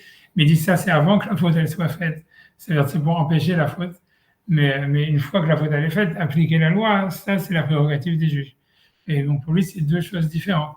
Et donc c'est pour ça qu'encore une fois, je veux dire, avant de voir le Khatam Sofer dans les mots, si on reprend encore une fois le texte de Maïmonide, on voit que Maïmonide, il a mélangé les deux choses en ce qui concerne les non-juifs. Tu vois, c'est-à-dire je reprends le texte de Maïmonide, il dit le Ketzal Mitsuvin à la Dinim, donc comment les non-juifs sont obligés d'avoir des juges. Hayavin Loshif Dayanim Veshaftim, donc ils doivent mettre des juges et des magistrats dans chaque Pelach, on va dire dans chaque département. Bon, la Doun Meshesh Mitzvot Elou, pour faire ces mitzvot. Après, il dit ou Lazir et Tam, et mettre en garde la nation. Et donc, tu vois, ça veut dire, il mélange cette histoire de mettre en garde la nation, etc., que par la suite, il développe en disant que tous les êtres humains et les gens de la ville, ils ont cette responsabilité morale de mettre en garde la nation et d'être responsable pour tout le monde. Il mélange ça avec le fait d'être juge, quoi. Tu vois, ce qu'on voit même dans la halakha chez les juifs, c'est que ça n'a rien à voir. Ça veut dire, dans cette mitzvah d'être responsable moralement sur la nation, le juge, il a pas plus de responsabilité morale qu'un citoyen lambda. Ça veut dire, et donc, le Rambam, alors que le Rambam, lui, comme il veut trouver une source, en fait, pour mettre ça sur les goïms, il dit oui, en fait, c'est la mitzvah qui doit avoir des tribunaux. Mais, tu vois, la question, c'est de savoir, c'est quel rapport avec les tribunaux? Ça veut dire, c'est pas le rôle des tribunaux de faire de la censure morale. Ça veut dire, en France et en Amérique, ça se voit très bien. Ça veut dire, les tribunaux, ils appliquent la loi. Ils sont là pour appliquer la loi. Ils sont pas là pour définir la morale. Ou pour implémenter, s'ils le font, c'est une erreur de leur part, quoi. Et donc ici, le Rambam, lui, il semble complètement faire un grand mélange, tu vois. Et donc c'est ça aussi la question, tu vois. Donc ça veut dire, je peux reprendre ici le texte du Khatam Sofer qui fait la distinction.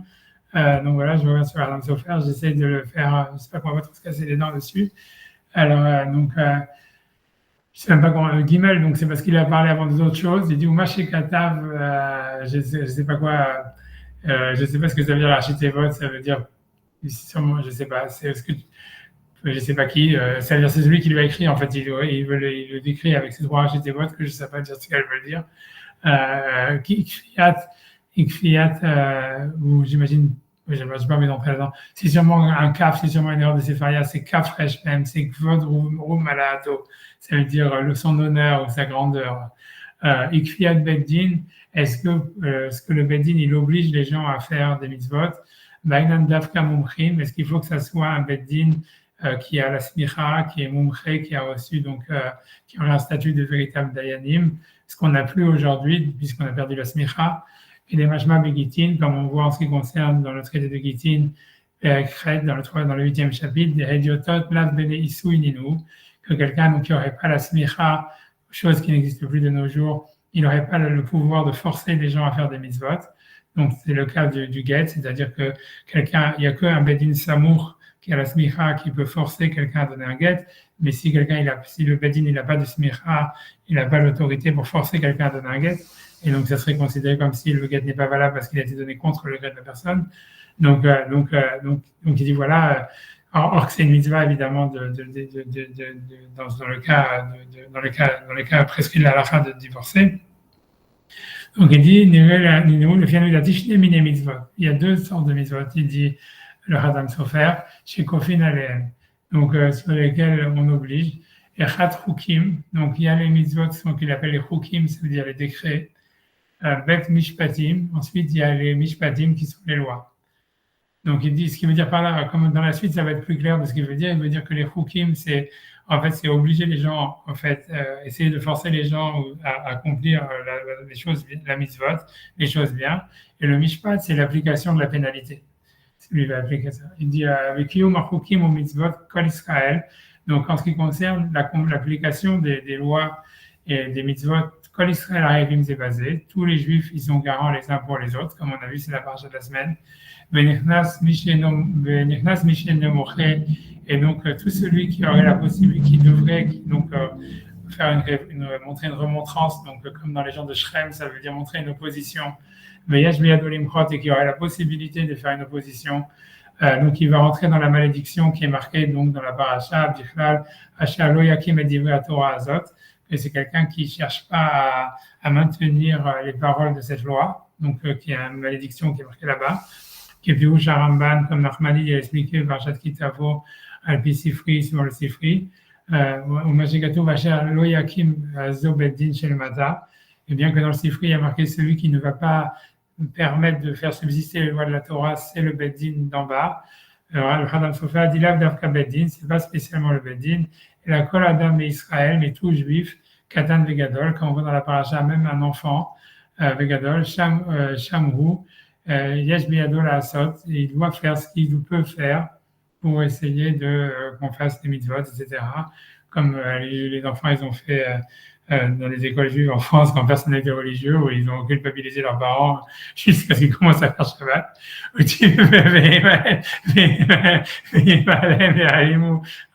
Ça veut dire, et c'est pour ça il y a marqué, donc si jamais le peuple ça veut dire le peuple donc de la terre, il ferme ses yeux, Betito, Misao, la Molech, voilà, quand quelqu'un il donne de sa descendance à Molech, Mashma, Shaya, Ala Ma'aretz, ça veut dire que tous les gens de la terre, même ceux qui ne connaissent pas la Torah, puisqu'on dit Amaharetz, chez l'eau, il y a Alimou, qui ne doivent pas se voiler la face.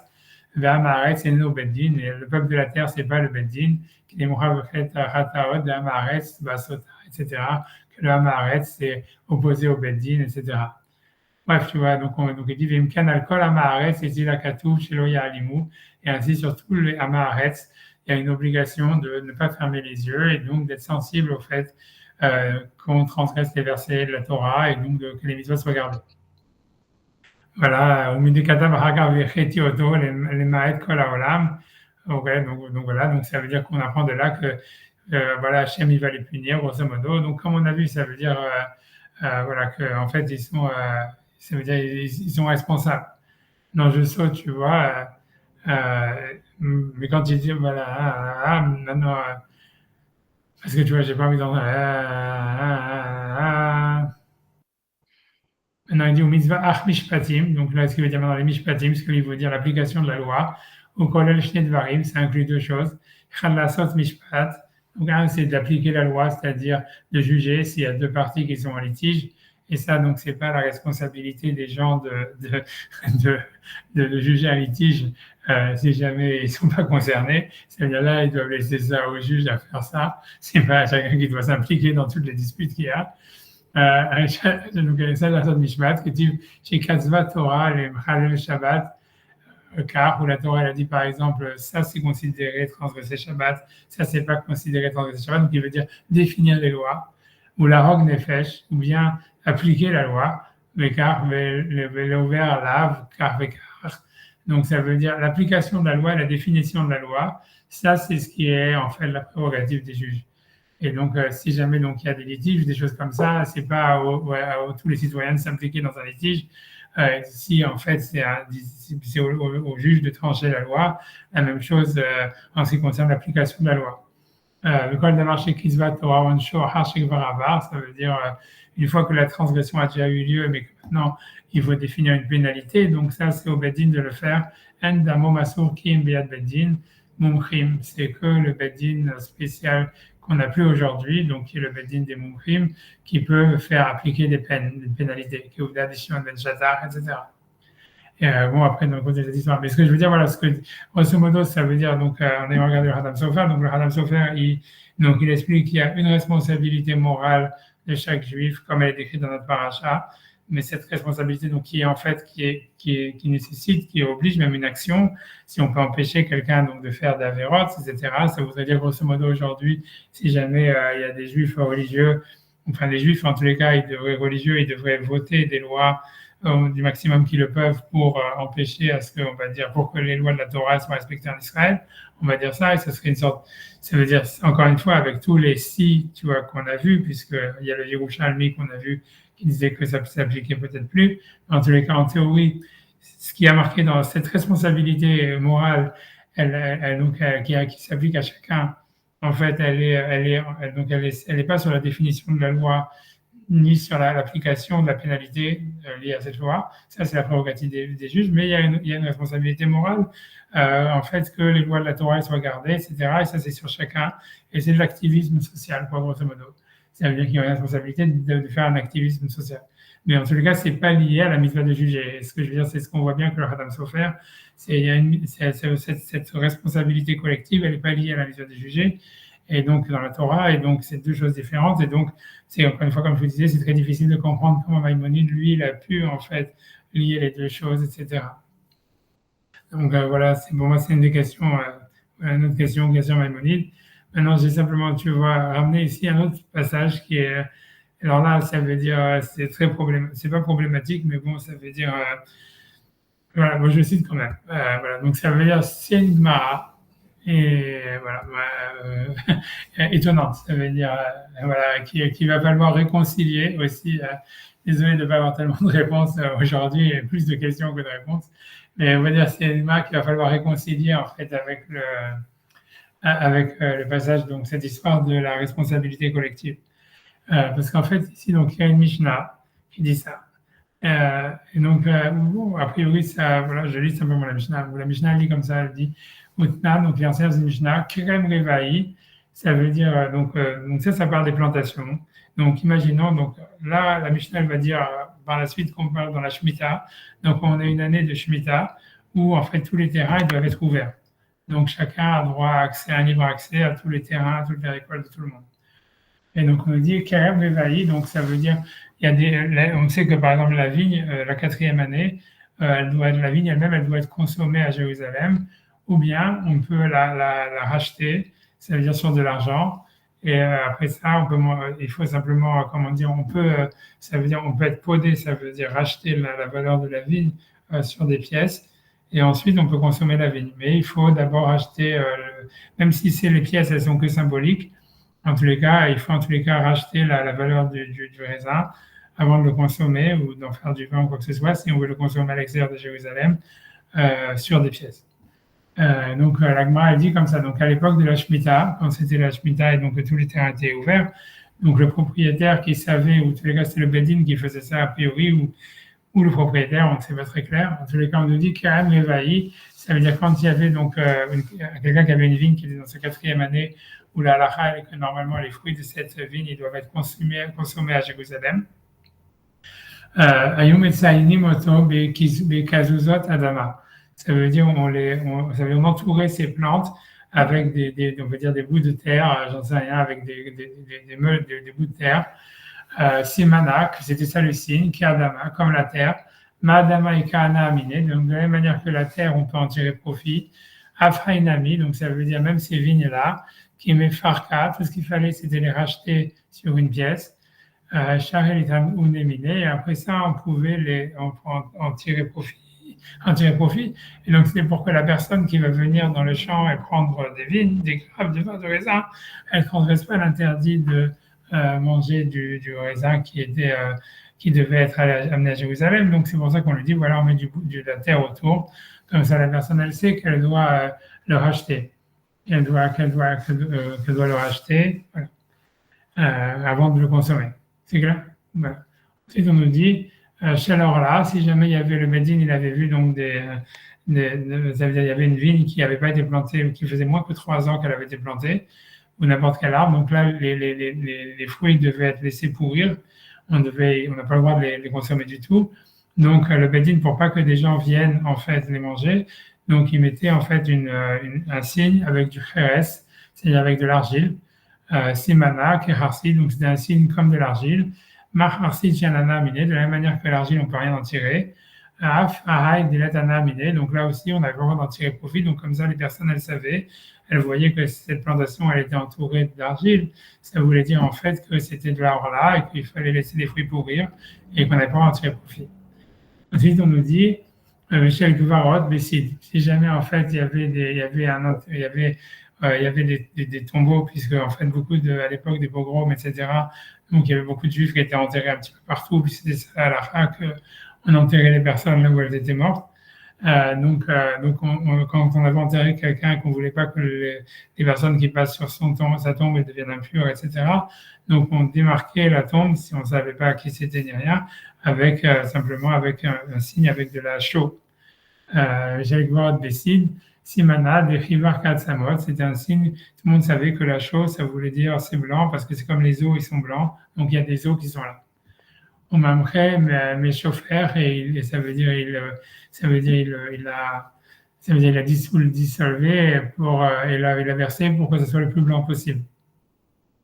Ok, donc grosso modo, la Mishnah nous apprend ça. Elle nous a dit qu'à l'époque, on va dire, de cette période de la Shemitah, à l'époque, au moment de la destruction du temple, ou avant ou après, en tous les cas, donc voilà, il y avait des symboles sur des vignes qui voulaient dire qu'ils étaient de la 4e année, qu'il fallait donc racheter des fruits sur une pièce, et là, on les entourait de meules de terre. Si jamais c'était quelque chose qui était hors là, c'était quelque chose qu'il fallait laisser pourrir, on l'entourait avec j'ai oublié le mot maintenant, de l'argile. Et si jamais en fait il y avait un cadavre, alors on entourait de chaux. Ok. Et moi, elle nous dit, Amar Rabbi Shimon ben Gamliel, Rabbi Shimon ben Gamliel, il dit, Bamed Vaim Amurim Bashvit. Ça veut dire que quand est-ce qu'on faisait ça? C'est uniquement dans la Shvit, pendant la Shemitah, parce qu'en fait, il y avait les champs, ils devaient rester ouverts, et donc chacun avait libre accès à la propriété de l'autre. Et donc, c'est normal qu'on devait le mettre en garde de ne pas manger quelque chose qui n'était pas cachère, on va dire, ou de ne pas se rendre impur au contact d'un mort. Aval Bishtar Shnei Shavua, mais dans les autres années de la semaine, dans les autres années, donc là, il va dire le pasouk, Al-Ité ou la Racha Veyamut. Ça veut dire, c'est un verset qui est dans le Tanakh qui dit ça. Il dit donner à manger au Racha quelque chose qui n'est pas cachère, comme ça, il va mourir. Et laissez-le mourir. Et ça voulait dire grosso modo, ce que ça veut dire, c'est que comme le type, en fait, il va faire déjà une avéra de rentrer dans la propriété de l'autre, et peut-être même de voler des fruits, etc. Donc la Mishnah dit, on ne va pas en plus lui dire, ok, bon, voilà, ces fruits-là, il faut les racheter sur de l'argent, parce que c'est du Nétarévaï, ou bien ces fruits-là, c'est de l'or là, et c'est Halakha, ou bien ici, il y a un mort, et tu vas t'impurifier si tu passes.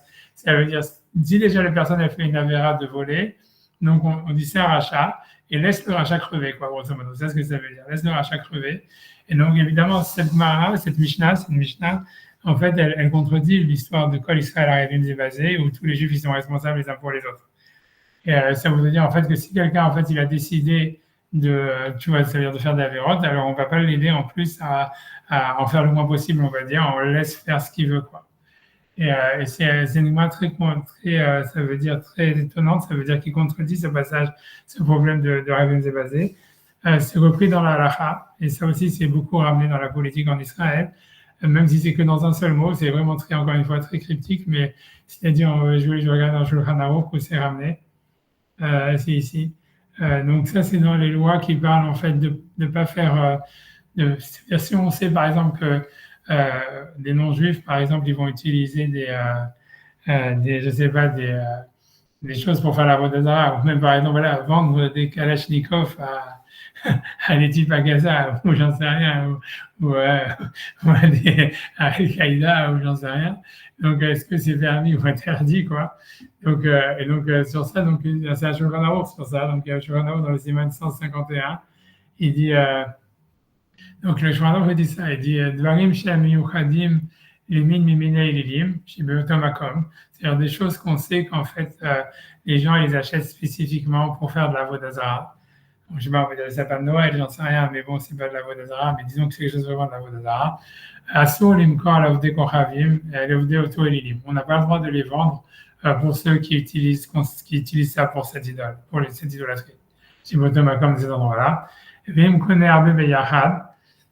Maintenant, il dit si jamais on voit que la personne qui les achète, elle en achète beaucoup parce que lui veut faire du business avec lui-même, on a le droit, puisque maintenant tu lui vends pas pour faire la vodazara, lui il va faire que du business, donc c'est pas toi qui vas vendre à la vodazara, donc c'est bien.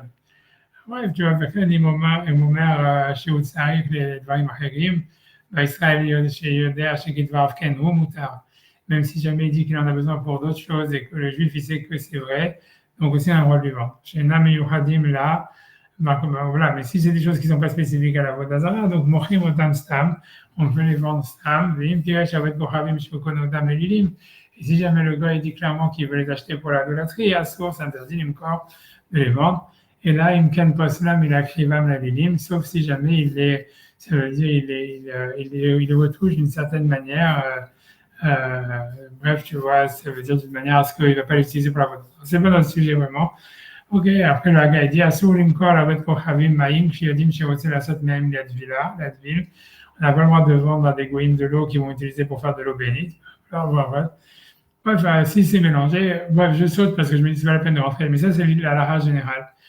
Ensuite, tu vois, ça veut dire, ok, donc après ça, donc on dit le Haga, il va dire comme ça, dit Vedafka le kohen oved avodat kochavim. Ça veut dire qu'on n'a pas le droit de vendre donc, des encens à un prêtre de la vodazara. Donc le Haga dit simplement si on dit que c'est un prêtre de la vodazara, parce qu'on sait qu'il va utiliser cet encens pour, comme offrande à l'idolâtrie. Mais n'importe quel non-juif, on peut lui vendre des parfums. Et maintenant, il y en a qui disent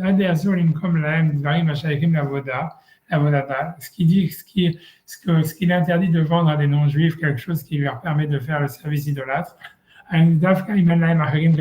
c'est que si jamais ils ne peuvent pas se procurer la même chose ailleurs. Qu'ils ne pouvaient pas l'acheter ailleurs. Mais s'ils pouvaient l'acheter de toutes les manières ailleurs, on peut leur vendre, quoi qu'il arrive, n'importe quelle chose. Il dit, il y en a qui sont mahmirim, et le minak, c'est Michael quand la première zvara, de dire que si jamais le gars il peut se procurer ces choses d'Avodazara ailleurs, c'est permis de lui vendre. Et donc voilà, comme dire, ok, tout ça, c'est par rapport à non-juif, donc un peu on s'en fout. Mais le truc, c'est que le Rama, c'est le Shar, qui est le Shifte Kohen, donc qui est un décisionnaire majeur, hyper majeur quoi, dans la halakha. Quand il ramène cette halakha du Rama, il dit, quand il dit que donc, le Rama, il permet donc de vendre des encens, etc., ou des choses qui vont être utilisées pour la vodazara, si on sait que la personne, elle pourrait se les procurer ailleurs, il dit, et c'est la même chose si c'est un juif non religieux. Il dit, Machen Ken, il dit, Machen Ken Bovet Kochavim, Israël Mouma, ou un juif non religieux, il dit, Sheno Chayav Lafkisho, on n'a pas d'obligation de l'empêcher de faire d'Averot. Et ça veut dire que le char, donc encore une fois, le cas de la halakha, donc le char qui statue ici, c'est vendre des encens qui donc normalement, on sait que la personne, elle va les utiliser pour la avodat zara, mais il pourrait se les procurer ailleurs. Donc, le Rama, il dit que c'est permis, voilà, de les vendre à un non-juif. Mais le Shach, il dit c'est permis aussi de les vendre même à un juif non religieux qui va pratiquer la avodat zara à cause de ça, s'il pouvait se les procurer ailleurs, parce que lui veut dire qu'on n'a pas...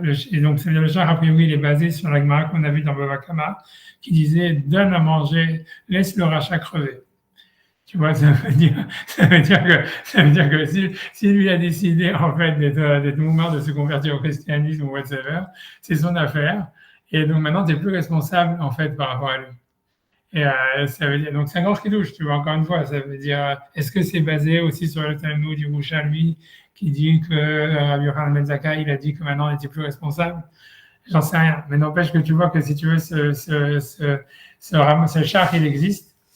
Qu'il a rajouté ça, tu vois, il dit Israël Wadin, il dit Israël Moumar, chez nous Hayab Lafricho, comme quoi on n'aurait pas de responsabilité. Donc le Rama et le Shach, il dit, comme je vous dis, personne ne discute vraiment de manière open contre lui, qu'en fait, il n'y aurait pas de responsabilité pour quelqu'un qui aurait décidé de rejeter la religion. Ça veut dire de l'aider à ne pas faire la vérote, quoi. Et comme tu vois, comme on a vu, ça veut dire une fois que le type il a pris sa décision, et toi maintenant tu n'es plus responsable pour lui. Alors tu vois, c'est très difficile, tu vois, encore une fois, parce que c'est contre des versets de la Torah, tu vois. Et ça veut dire comme les versets qu'on a vus, mais voilà, le Shach il dit ça, et ça veut dire tout ça, c'est un grand impact par rapport à Israël, parce qu'encore une fois, c'est si jamais en fait on dit cette histoire-là, comme on a vu dans la Gemara, dans Bava Kama, qui dit laisse le rachat crever, ou ici ça veut dire toi tu n'as pas d'obligation d'empêcher un juif qui a décidé de rejeter la religion de faire d'Averot, tu n'as plus de responsabilité par rapport à lui. Voilà. Donc, encore une fois, ça veut dire, encore une fois, tout ça, ça peut être vu aussi comme une source de questions sur Maïmonide. Ça veut dire, si même un juif, en fait, il peut prendre la décision de s'exclure de la société et que nous, on peut lui dire, OK, ça veut dire on n'est pas responsable pour toi. Et donc, que ça reste comme ça. Donc, ça veut dire qu'on peut lui vendre des trucs pour faire l'idolâtrie, on peut lui faire du business. On peut lui dire, voilà, tu veux faire, je sais pas, un temple bouddhique, OK, si tu peux faire du bénéfice dessus, tu peux lui vendre et tout ça en disant, parce qu'il aurait pu quelqu'un d'autre aurait pu le construire pour le temple, pour lui. Donc, toi, tu peux le construire pour lui parce que tu n'es pas responsable. Ça, c'est ce qui ramène dans la halakha. Même si c'est un juif parce qu'il a décidé d'aller contre la religion, donc tu n'es plus responsable pour lui. Tu vois, l'idée, c'est de dire, OK, maintenant, c'est pour un juif, tu vois ce que je veux dire. Alors, comment le Rambam, il veut dire que pour un goy, si jamais, tu vois, le goy risque facile de peine de mort s'il ne s'est pas opposé à un roi qui a violé une fille, tu vois, je veux dire, tu vois, c'est pour moi, c'est très gros, tu vois. Mais encore une fois, ce char, il est très, très difficile à comprendre. Ça veut dire, on voit que c'est la Gemara. Donc, je vous ai montré la source de la Gemara, que la Gemara, elle dit là-bas, que si quelqu'un a décidé de voler. Il y en a beaucoup qui veulent faire cette distinction entre. Il y en a beaucoup qui voulaient faire une distinction Ben Adam la Makom et Ben Adam la Chavero. Parce qu'ils veulent dire qu'en fait, ce que la Gemara dans Bava Kama, elle dit laisse le rachat crever, c'est parce que le type, il a décidé de voler. Et ça, c'est une affaire à Ben Adam la Chavero. Et quand quelqu'un a décidé d'aller contre les mitzvot de Ben Adam la Chavero, c'est là où on n'est plus responsable. Mais bon, mais le Shach, il semble dire que même, tu vois, il a impliqué ça, même pour quelqu'un qui aurait simplement décidé de se convertir à une autre religion. Et tu vois, c'est comme si, tu vois, le type qui est comme s'il y avait une possibilité, malgré tout ce qui est marqué dans les versets de la Torah, dans la paracha, de s'exclure de l'alliance, tu vois. Et qu'à ce moment-là, les autres juifs, ils disent, OK, on n'est plus responsable pour lui et on peut même lui vendre de quoi faire son business, tu vois. C'est très étrange, honnêtement, je ne sais pas quoi dire, c'est très étrange.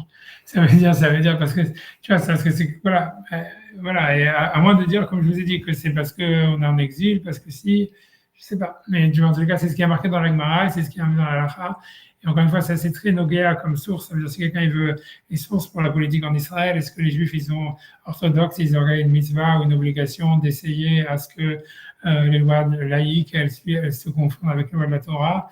En fait, voilà, c'est lié par rapport à ça, quoi. Ça veut dire l'idée, ça serait d'un côté, on voit qu'il y a l'alliance qui a été faite quand les Juifs ils sont entrés en Israël, etc., par Yoshua. Donc, il semblerait qu'il y a quelque chose qui est lié spécifiquement au fait d'habiter en Israël, comme quoi il faut accepter une responsabilité collective qui est liée aux lois de la Torah. Et donc, ça obligerait en fait des Juifs religieux et croyants en tous les cas, à faire de l'activisme de tout ce qu'ils peuvent pour que les lois de la Torah soient appliquées en Israël, même par les non-religieux. Maintenant, d'un autre côté, comme je vous dis, il y a ces passages-là où, encore une fois, le Talmud de Jérusalem qui dit que Yohan Ben Zakkai, il a dit on n'est plus responsable. Ensuite, quand on voit ce passage dans la Gemara dans Baba Kama qui dit laisse le rachat crever et ici le char, Sifte Cohen, donc il ramène ici en ce qui concerne un juif qui se serait converti à une autre religion, comme quoi si on veut lui fournir des sacrifices pour faire son idolâtrie, à condition qu'il pourrait les procurer ailleurs. Parce qu'il dit, nous, on n'est plus responsable maintenant par rapport à lui de l'empêcher de faire sa vérote puisqu'il a fait son choix, quoi. Donc, comment ça marche? Je ne sais pas. Tu vois, voilà, c'est simplement, en tous les cas, vous avez les sources qui permettraient, tu vois, l'analyse du débat. Mais encore une fois, tout ça, je l'ai ramené pas simplement par prétexte parce que c'est la paracha de la semaine, mais c'est aussi parce qu'on a vu que Maïmonide, lui, il applique ça au goyim d'une manière complètement intransigeante en disant que si jamais un goy, il laisserait quelqu'un faire une avéra dans sa société, il est responsable, il est passible de mettre devant. Avant de ramener encore une dernière source, donc je suis désolé de ne pas avoir vraiment, tu vois, rétabli quoi que ce soit, d'être venu de vous donner une réponse transcendantale, ça veut dire qui expliquerait les. Donc moi, c'est simplement proposer, si vous voulez, en fait, avoir les sources théoriques, si vous voulez, d'où le problème qui se pose en Israël, on va dire.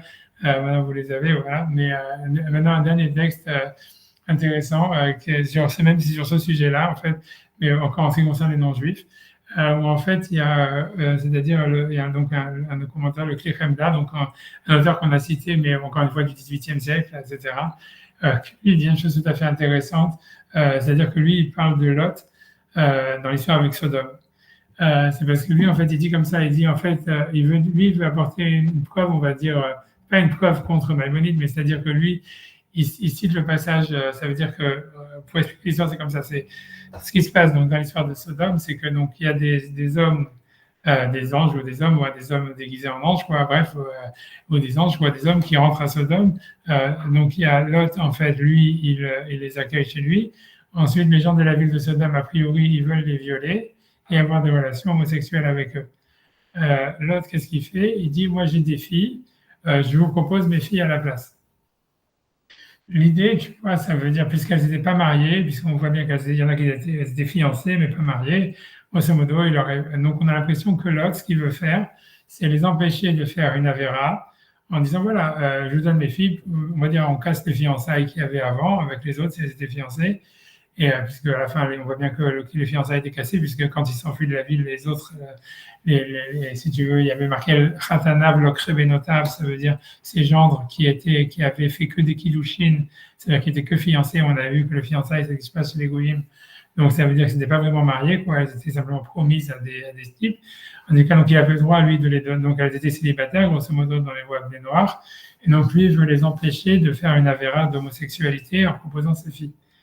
Et donc l'idée, c'est que là-bas, dans le Kli Chemda, simplement, il cite Nachmanide là-bas qui dit Lot, ça montre que c'était pas, c'est-à-dire pour lui, il utilise ses filles comme des esclaves.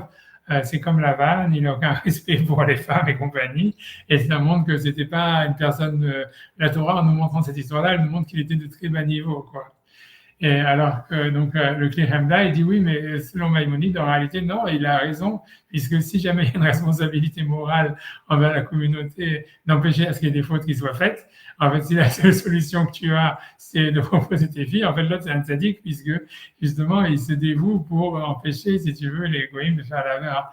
Donc, si tu veux, le Kli Chemda, simplement, il prouve de Nachmanide que Nachmanide, en fait, il ne pense pas comme Maïmonide qu'il y aurait une responsabilité à empêcher les gens à faire la vérote coûte que coûte, même chez les goyim, quoi. Ça veut dire, puisque Nachmanide, il condamne, en fait, ça veut dire le comportement de l'autre. Mais l'idée, ça veut dire que selon Maïmonide, a priori, le comportement de l'autre, il était louable, puisque, en fait, ça veut dire, selon Maïmonide, comme il y a une mitzvah qu'il faut empêcher coûte que coûte que la vérote soit faite, donc si la seule solution qui te reste, c'est ça, ben, en fait, pourquoi pas, quoi, grosso modo. Donc, si vous voulez, on peut regarder le texte dans les mots, mais bon, encore une fois, voilà, j'ai simplement regardé le texte dans les mots, si vous voulez. Voilà, c'est tout. Après ça, j'ai rien d'autre à rajouter, mais voilà. Donc, une seconde, je vais essayer de scroll. Je ne sais plus où j'en suis. Ouais. Donc, je vais commencer ici, donc, parce que je suis. Donc, mince, attends, j'ai pas. Excusez-moi. Donc, je prends à partir c'est le paragraphe d'en bas. Donc, il dit venire la fille Aniudati. Donc, il a cité d'abord que donc ça veut dire il a cité Narmanide qui a condamné le fait que Lot il propose ses filles pour sauver les anges. Alors venir la fille Aniudati, Sharamban Zirale. Donc, il me semble que Narmanide y pense. Et Kevan dit les Ben Noach, en ce qui concerne les non-juifs, les Ben Noach, Lo Shayach Harevut, il n'y a pas de contrat social, il n'y a pas d'obligation, il n'y a pas de garant, ils ne sont pas garants les uns pour les autres. Ou mitzvah tochacha klal, et qui n'a pas la mitzvah de faire des remontrances ou d'empêcher quelqu'un à faire une avéra. Imken, imhaya osek ou inyan azimarachok benav. Donc c'est pour cela que si jamais en fait Lot, il pensait, il avait vraiment pour lui, il apportait une importance aux interdits sexuels. Loayalo l'afkir benotav lisnout, il n'aurait pas laissé ses filles, il n'aurait pas proposé ses filles à avoir des relations avec tout le monde. Mais je vis chez Loyavo à l'issur des mishkav zachor pour les empêcher de transgresser l'homosexualité. Vafalgav de Israël pligé rashbak verabanan. Puis bien que parmi les juifs, en fait, il semblerait que c'est une discussion parmi les Tanaïm. Mitzvah alenu les fakir halta kanat rechaim. Est-ce qu'on doit aider les rechaim à ne pas faire d'averot? Chez Loya Evru Isuin, qui ne transgresse pas l'interdit. Des rashbak sfirale, puisque Rabban Shimon ben Gamliel y pense, et ça semble être la raalité ou la racha veyamut. Ça veut dire donne à manger au racha et qui crève. Rabbanan sfirale, mais Rabbanan y pense. Une seconde, il faut que je remonte dans la page une seconde, je dois y arriver une seconde.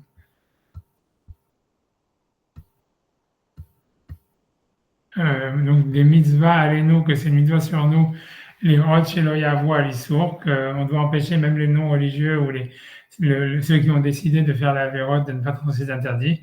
Et le dafka Israël, c'est uniquement sur un juif, qui va des arevut, parce qu'il y a une mitzvah, donc il y a une arevut, il y a une ça veut dire on est garant les uns pour les autres. On mitzvah tochacha et la mitzvah donc de chiach tochiach, la mitzvah donc de faire des remontrances pour empêcher la personne de faire la vara.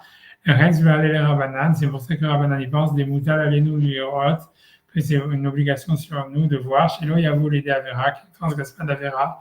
Avdim comme shemenu et salim hot baen, même si jamais on n'a pas la possibilité de les empêcher. Ça veut dire s'ils ne nous écoutent pas, donc de les empêcher par toutes les manières possibles de faire une avéra. Et donc ça serait simplement sur les juifs. Machen ken beven noach, mais en ce qui concerne les juifs, lo shayarze, a priori c'est pas possible de penser ça. Au cas rafalgav dotu ayom inaou shofet aliem. Donc bien que on a vu que Lot il avait été nommé juge ce jour-là. Yamutal alav ladona, mais il devait les juger. Mikol makom ashtash ilo ayalo etza. Là qu'il n'avait pas d'autre possibilité, lo ayalo lafrir benotav. Donc selon Narmanide, c'est pour ça que Narmanide il pense qu'il n'avait pas à donner ses filles. Mivish lo yavo anashim avera, des mishkav zachor, pour pas que les gens ne pratiquent pas l'homosexualité. Visé baron bedada ramban. Et ça semble être clairement l'avis de Narmanide. Ok, donc, bref, dans tous les cas, je ne vais pas tuer les plans, mais ça veut dire grosso modo, donc, en tous les cas, c'est ça la discussion. En tous les cas, ce serait une discussion, en tous les cas, entre Narmanide et Maïmonide. En tous les cas, voilà, sur ce point-là. Voilà, j'ai rien d'autre chose à rajouter. Je ne sais pas, honnêtement, ce que je veux dire, c'est que le point de vue de Maïmonide, au niveau philosophique, il fait très sens.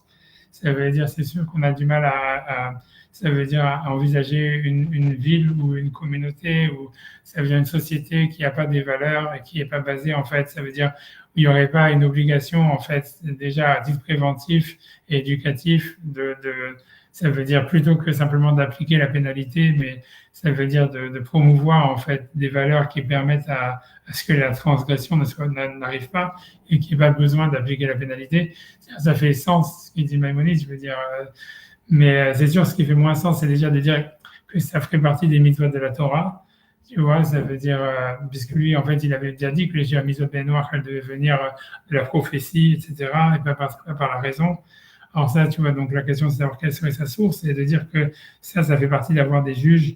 Ça voudrait dire, ça ferait partie de la mitzvah d'avoir des juges, d'avoir un système judiciaire, ça serait d'avoir un système éducatif, et une responsabilité collective. Tout ça, Ça, c'est vraiment étonnant. C'est parce qu'on voit, même dans la Torah, on voit que ça marche pas comme ça. C'est qu'on a vu, comme on a vu, la responsabilité collective et le système judiciaire, c'est deux choses différentes. Et voilà. Et voilà, et encore, et même dans la Torah, on voit bien que cette histoire de la responsabilité collective, elle reste même chez les Juifs d'une manière très, très étrange, quoi, bien qu'elle semble, on la met très grandement en emphase à l'époque de Yeshua, en disant que c'est quelque chose qui est éternel, qui implique les générations à venir, etc. Historiquement parlant, on voit que c'est pas vraiment le cas, puisque Rabbi Yochanan ben Zakkai s'est dédouané de ça, puisqu'on voit que même le Chark, il dit que voilà, un Juif qui a décidé de plus se convertir à une autre religion, on n'a pas, ou dans tous les cas de pratiquer la Avodah Zarah, on n'a pas de mitzvah en fait de l'empêcher, et on peut lui fournir même les choses qu'il a besoin pour le faire. Donc voilà, donc je sais pas comment ça fonctionne honnêtement, ça reste très énigmatique. La seule manière de le dire, comme je vous dis, c'est que cette mitzvah de responsabilité collective, elle peut s'appliquer que si on a certaines conditions idéales, comme un temple, comme un système éducatif qui fonctionne, une capacité de se protéger des influences extérieures, etc., etc. Et que si on n'a pas tous les outils qui nous permettraient en fait de se sentir responsable collectivement, alors on n'a plus cette responsabilité, quoi. Ça veut dire, ça serait pas une responsabilité en fait de faire la révolution, ça serait une responsabilité d'utiliser les outils qu'on a pour que la société elle puisse aller dans une certaine direction. Maintenant, si jamais on n'a pas ces outils et que ces outils, ça veut dire voilà, ça resterait un non-sens. Je sais pas, tu vois, c'est quelque chose tout ça, ça voudrait dire des choses comme ça. Ça voudrait dire à l'époque du Beth Amikdash, ça pouvait avoir un sens ça veut dire de forcer les Juifs à faire les mitzvot. Mais une fois que le temple est détruit, ça fait plus sens, il dit Rabbi Yochanan ben Zakkai. Pourquoi, je sais pas. Mais il semblerait comme ça. Ça veut dire, même si on va les tuer, même si on va les punir, qu'ils le font parce qu'ils ont peur d'être punis, la Gemara ne semble pas penser que c'est pas un but en soi, quoi. Ce qu'on peut voir de cette histoire de Rabbi Yochanan ben Zakkai, en tous les cas, c'est qu'on n'a pas une mitzvah d'avoir une société qui est clean sur le papier, quoi.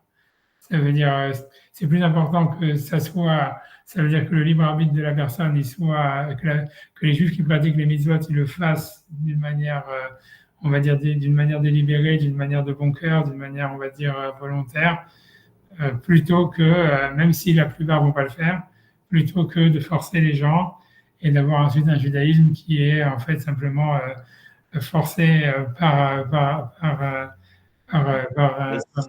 c'est quand même se dédouaner à bon compte pour les, alors, je pense pour les orthodoxes, etc. Ouais, je suis d'accord. Ça veut dire vivre à part, ça veut dire négliger. Je veux dire, bon, je pense que la plupart des Juifs, ils sont surtout ignorants, enfin, en tout cas pour une grande partie.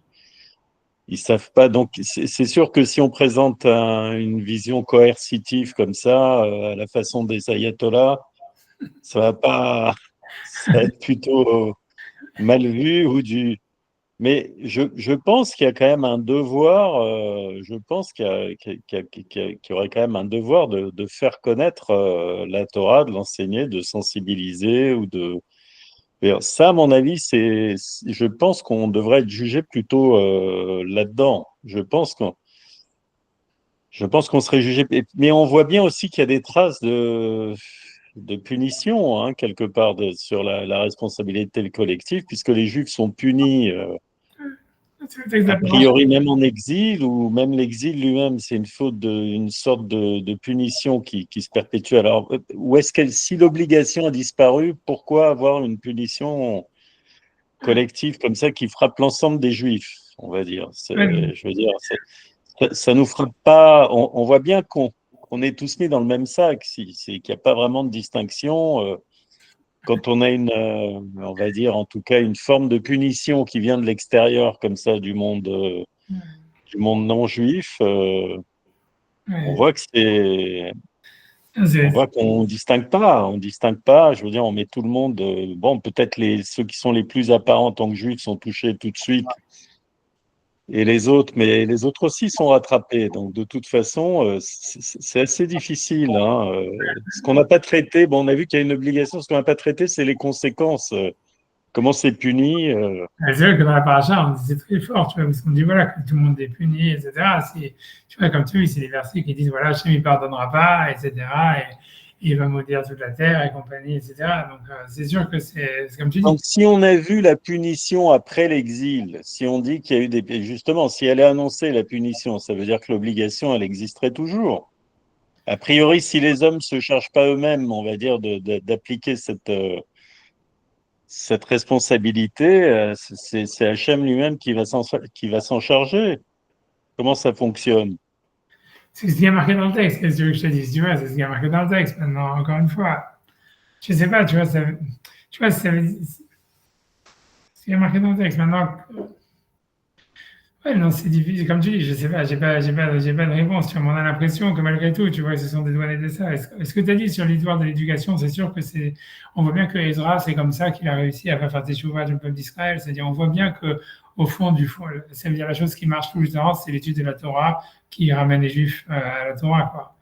C'est-à-dire C'est ça. On ne peut pas appliquer une coercition extérieure, ce serait idiot. Enfin, je veux dire. Ou alors c'est non, mais en plus, un système de délation collective. Je ne sais pas. C'est ouais, non, mais c'est dans le sens, dur à voir comment ça marche cette histoire exactement. je suis d'accord, dans le sens littéral de Après, il y a un autre truc que j'ai pas pigé aussi, c'est que je vois pas comment on peut reprocher aux goy. Ils n'ont pas la tra, donc ils n'ont pas l'obligation de faire tra, c'est-à-dire d'interpeller la personne qui va commettre une faute, etc. Alors, bon, c'est ouais, non, c'est un peu évident. vague, quoi. Ouais, non, c'est ça. Ouais, non, c'est ça. C'est sûr que Maïmonide, tout ce qu'il dit, c'est complètement out of the blue, tu vois. Ça veut dire, voilà. C'est complètement bizarre ce qu'il dit. Ça, c'est D'un pas. côté, ils sont obligés, mais de l'autre, bon, ils n'ont pas l'obligation de faire attra, c'est-à-dire Parce que lui, il veut dire que. d'alerter. Non, pour lui, il veut dire que c'est pas qu'il y a une obligation, parce que si tu veux. Ouais, c'est vrai. Non, c'est parce qu'on considère que. Non, non, la raison, c'est parce qu'on. J'imagine qu'on considère que la transgression, elle est évidente pour eux. C'est-à-dire, voilà, Ouais, voilà, c'est-à-dire que c'est pas comme des mitzvot comme nous. La personne, elle sait pas que c'est interdit de transgresser Shabbat. Ou c'est pas. ouais, c'est ça. C'est comme toutes leurs mitzvot, elles sont assez logiques. Donc voilà, c'est le type, il peut pas plaider. Je n'étais pas au courant, je savais pas qu'on pouvait pas tuer, je savais pas que voilà, c'est un truc comme ça, tu vois. Je savais pas qu'on pouvait pas voler, je savais pas que c'était interdit. Mais bon, c'est pour ça que lui il pense comme ça sûrement. Mais voilà, mais lui l'idée c'est ce qui existe pas, c'est la mitzvah de Tochacha a priori, tu vois. C'est-à-dire cette mitzvah que lui décrit de responsabilité collective, c'est la mitzvah de Tochacha, c'est la mitzvah de faire des remontrances, etc. Et cette mitzvah, clairement, elle n'existe pas chez les goïms, a priori. Et, tu vois, donc, ça, pour moi c'est moi ce que je me dis, pour moi, l'idée, ça me dérange. Parce que moi, je vois bien l'influence de la philosophie grecque, tu vois. C'est-à-dire que c'est clair que dans la philosophie grecque, quand on envisage une cité, on envisage une cité avec ses valeurs et on n'envisage pas une cité, tu vois, qui pourrait être juste, qui pourrait être simplement régie par un système légal. Et ça veut dire une cité, c'est pas simplement un ensemble de lois qui sont acceptées, c'est un ensemble de valeurs qui sont acceptées et qui soutiennent ces lois. Et les valeurs, l'acceptation des valeurs, elle est sûrement plus importante dans la cité grecque que l'acceptation de la loi. Tu vois, même dans la République de Platon, ça veut dire, voilà, on le voit. C'est pour ça, moi, tu vois, je vois bien d'où il part, tu vois, ça veut dire, c'est clair que ça part de là. Et c'est parce que ça veut dire, c'est clair que la source de la monnaie, elle est grecque. Mais la question, elle est de dire, comme lui, il avait dit oui, mais les mitzvot de noir, c'est pas des mitzvot qui doivent venir par la logique, c'est des mitzvot qu'il faut avoir une tradition, que c'est Moshe qui les a reçus, qui avaient été donnés à Adam. Et si quelqu'un il fait les mitzvot parce que il pense que c'est logique, alors il fait pas partie des pieux des nations, etc. Tu vois, je vois pourquoi ici, tu vois, il se permet, tu vois, si tu veux, de patcher un truc de philosophie grecque sur la mitzvah de la Torah, qui est d'avoir un système judiciaire, tu vois ce que je veux dire. C'est ça ce qui est plus difficile, tu vois. Pour moi, c'est le mélange des deux. Ça veut dire, on voit d'où il part et on comprend que logiquement, ça vient, même quand on connaît Maïmonide, on comprend aussi pourquoi il le dit, parce que pour lui, c'est pas possible. Pour lui, l'idée, c'est que la Torah, elle veut pas que les êtres humains soient des animaux et que la seule manière, en fait, d'empêcher un homme d'être un animal, c'est par la culture ou par l'acceptation de valeurs. Et ça veut dire, et on comprend que pour lui, ça serait pas suffisant, en fait, de simplement d'imposer un système pénal, quel qu'il soit, avec simplement un tribunal qui est chargé d'appliquer les lois. Ça serait pas suffisant. On le voit bien. Non, C'est ce qui se passe. c'est déjà trop tard même. C'est déjà trop tard parce que je dirais même pratiquement quand on écrit la loi elle-même, il est déjà tard, quoi. Parce que normalement, il devrait y avoir c'est la société elle-même qui devrait, il devrait y avoir une norme morale telle que la société elle-même, elle se charge de faire respecter la loi. Je pense que c'est le système qui est voulu par la Torah, et quand la transgression, c'est vraiment des exceptions, et c'est vraiment, comme on dit, comme pour la hatra, quelqu'un qui a envie de se suicider, quoi. C'est-à-dire quelqu'un qui sait, quelqu'un. La loi elle-même est connue et répandue, tout le monde la connaît, on n'a même pas besoin de l'explicite. Il y a, je pense, des sociétés, on va dire, il faut que j'aille brancher mon ordi, mais il y a des sociétés archaïques qui fonctionnent comme ça. Le Japon, ouais. Depuis la nuit des temps, il y a Mais- alors c'est un peu, c'est mais- archaïque, c'est brutal, mais on ne peut pas dire que, parce qu'on pourrait croire qu'il y a des dérives comme ça, fatalement, il doit y avoir une dérive, non, le et Japon, que fatalement, on doit, enfin, je veux dire, la société, elle finit par se pourrir, ou par la norme, elle finit par être. Mais je pense qu'il y a quand même des sociétés qui fonctionnent comme ça de façon statique et qui n'ont pas évolué. le Japon, c'est comme ça. Hein, la criminalité n'existe pas et ils sont fermés. Et tu vois, ça veut dire, voilà, ils n'ont pas de. C'est-à-dire chez eux, tu vois, c'est comme tu dis, le crime n'existe pas. Pratiquement, la transgression, elle est rarissime. Ça, chez qui vous? Au Japon, dans Chez le qui? Japon, au Japon, c'est comme ça. Au Japon, c'est comme ça. Ah oui, oui. La criminalité, Ouais, c'est ça. c'est vraiment. Il n'y a que les Israéliens qui sont en prison. Et tu vois, et tu vois et les prisons japonaises, c'est rempli d'Israéliens. Et tu vois, Ouais, ouais, ouais. Ouais, non, mais bon, la preuve que ça existe. Il y a une réprobation collective comme ça. C'est une honte quand il y a quelqu'un qui commet une transgression. C'est. voilà, mais ce que je, ouais, mais je sais pas ce que ce que je voulais dire aussi, c'est que tu vois, c'est que en fait, la société, ça veut dire que les sociétés modernes qu'on veut construire, comme tu vois, ça veut dire ça veut dire mondialiste. Tu vois, comme ce qu'ils veulent faire en France, ce qu'ils font aux États-Unis, etc., ce qu'ils essayent de faire, ça veut dire, c'est de la gauche, quoi, grosso modo, qui sont des sociétés où on est basé que, ça veut dire où tout est basé sur l'application de la loi sans qu'il y ait de morale qui sous-tend la loi. En fait, ça montre bien, tu vois, ça montre exactement pourquoi Maïmonide a raison. C'est-à-dire que, en fait, la loi, même une loi qui serait appliquée, même dans la théorie, même dans le cas où elle serait appliquée de manière, comment dire, objective, etc., absolument, en fait, ça suffit pas pour créer une société viable qui soit pas, qui soit pas en recul vers l'animalité, quoi. C'est ce que ça montre les États-Unis, ça montre ça, la France, ça montre ça puisqu'on essaie de dire, voilà, on va accepter toutes les cultures, on va accepter, il y a, tout se vaut, il n'y a pas de valeur, mais il y a la loi qui est laïque. Et en fait, ça montre que voilà, la criminalité, elle dans ces pays-là, elle est en augmentation exponentielle et il n'y a rien qui peut l'endiguer, tu vois.